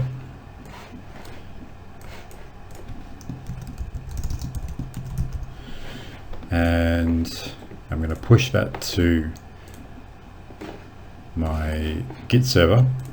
And now if we jump back to the dashboard and just wait a few moments, after a few seconds it should pick up the fact that I've done a new commit, and it should kick off a build automatically. And there it goes. So running now build number 5, this time actually manually, not manually, sorry, but automatically triggered by the VCS commit. Now you can see in the dashboard view here, whereas previous builds have said no changes in this column, this time now we actually see that there was a source control change. And so we'll actually click through that even though the build is still running. We'll just check out what that source control change was.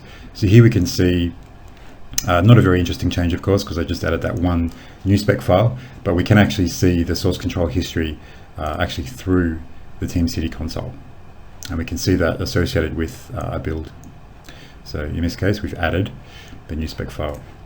Okay, so back to the dashboard. Of course, we haven't actually changed our build yet, so the artifact is still the DLL. So let's take a look at what we need to do to actually make the build export a NuGet package.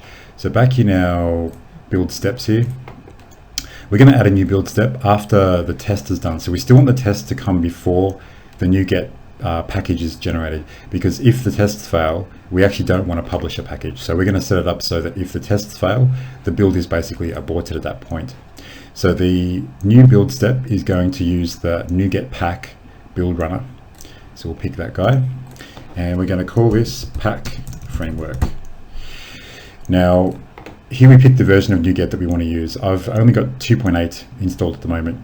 TeamCity can actually support multiple versions of NuGet at the same time. So if you have a project that's bound to an older version and there's some dependency that's stopping you from upgrading, you can still actually support that with TeamCity. You can have different builds using different versions of NuGet. So we're using 2.8. The specification that we're going to use, we're actually going to point this at, and here we can use the browse option, point this at the CS proj file, and NuGet pack will pick up the new spec file because they're next to each other with the same name. So there we go with the file that we're going to use as the basis for our package. For the version, of course, we've already set up our custom property for the version number, so we're going to use that there as well.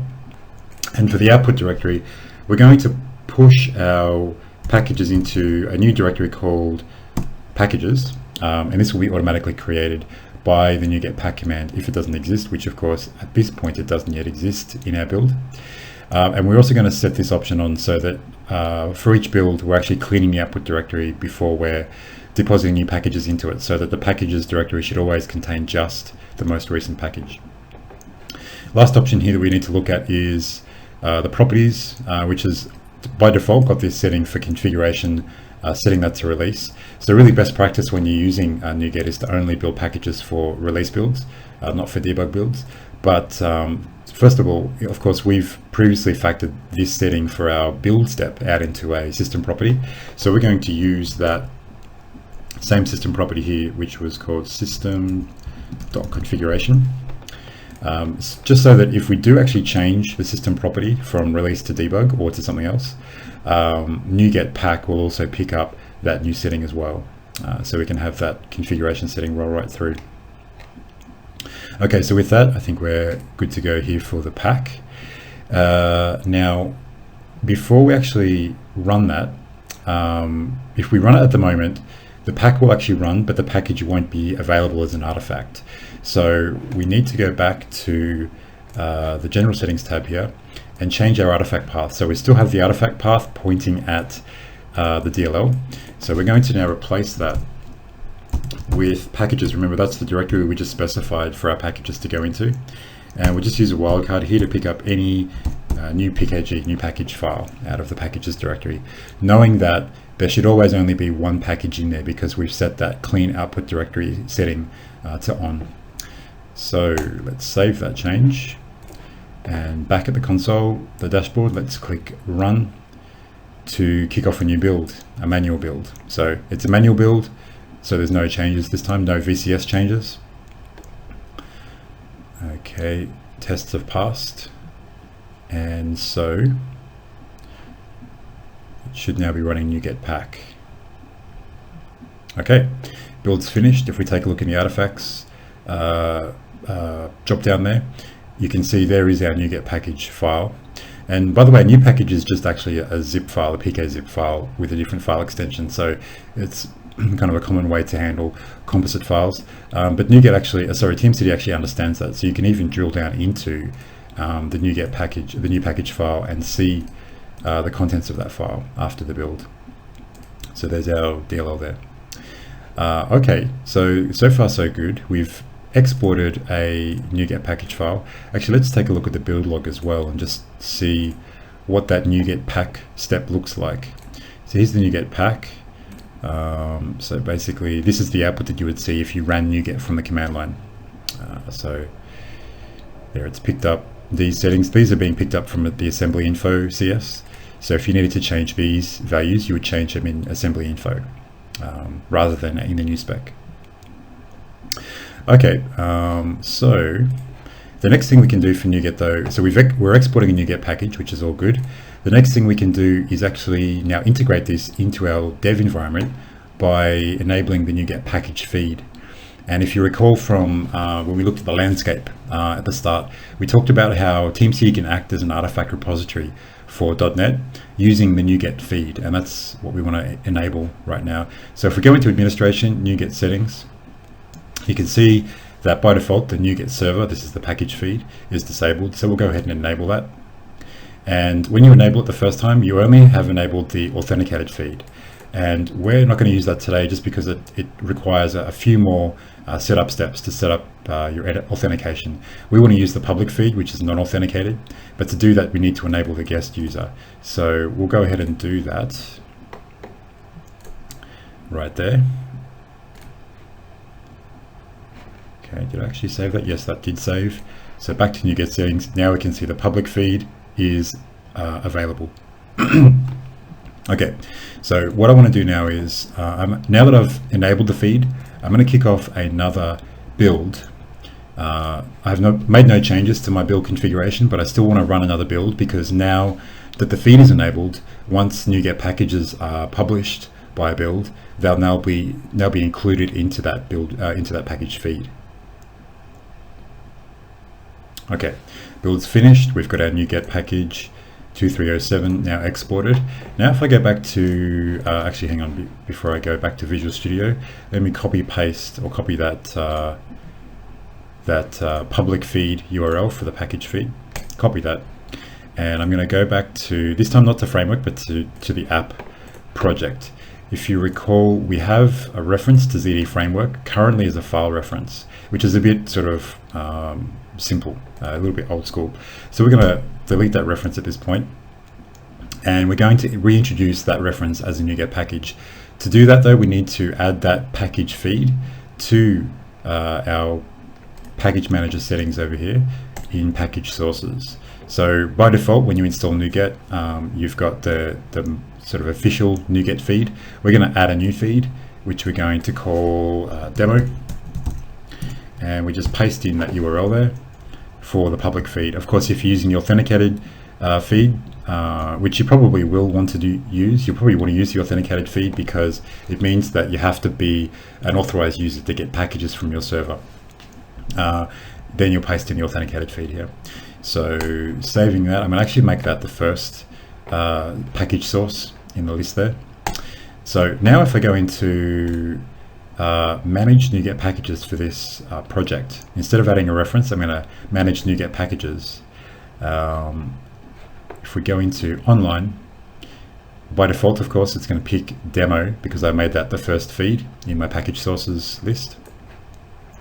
And here it's actually found the ZD framework from the feed 2307. That's the package that we just exported with our latest build. So let's go ahead and install that package. Okay, so we now have that package as a dependency of ZD app, but not as a file reference now, as a package reference. And this just makes things a lot easier. For example, let's go back to our dashboard over here. If we made some more changes to the framework and did another build, and so we'll just sort of skip the changes part and do a manual build just to demonstrate this. We're now going to have a new version of the package that's being exported from our build. So of course this will be 2308, it's build number 8.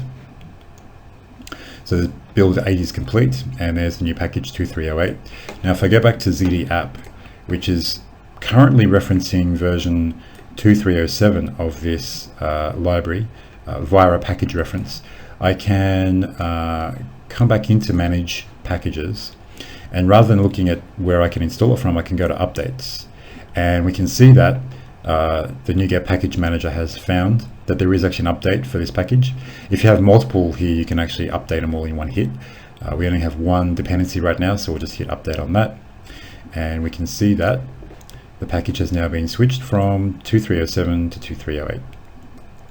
So a little bit of a glimpse into how NuGet can help you on the integration side when you're integrating packages into other projects.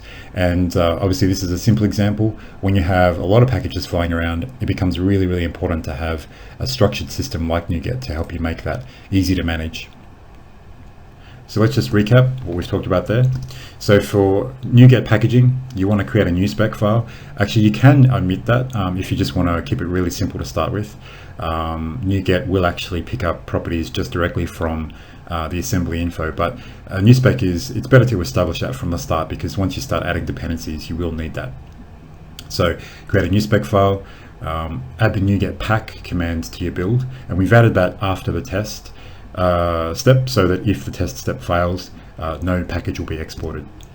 We then modified our artifact paths to pick up the package that's being exported by NuGet pack.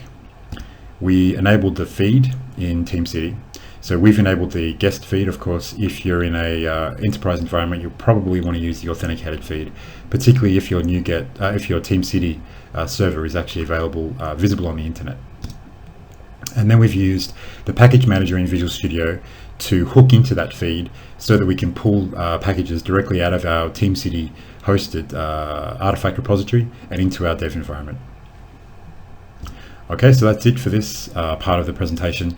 When we come back, we're going to take a look at a few monitoring options.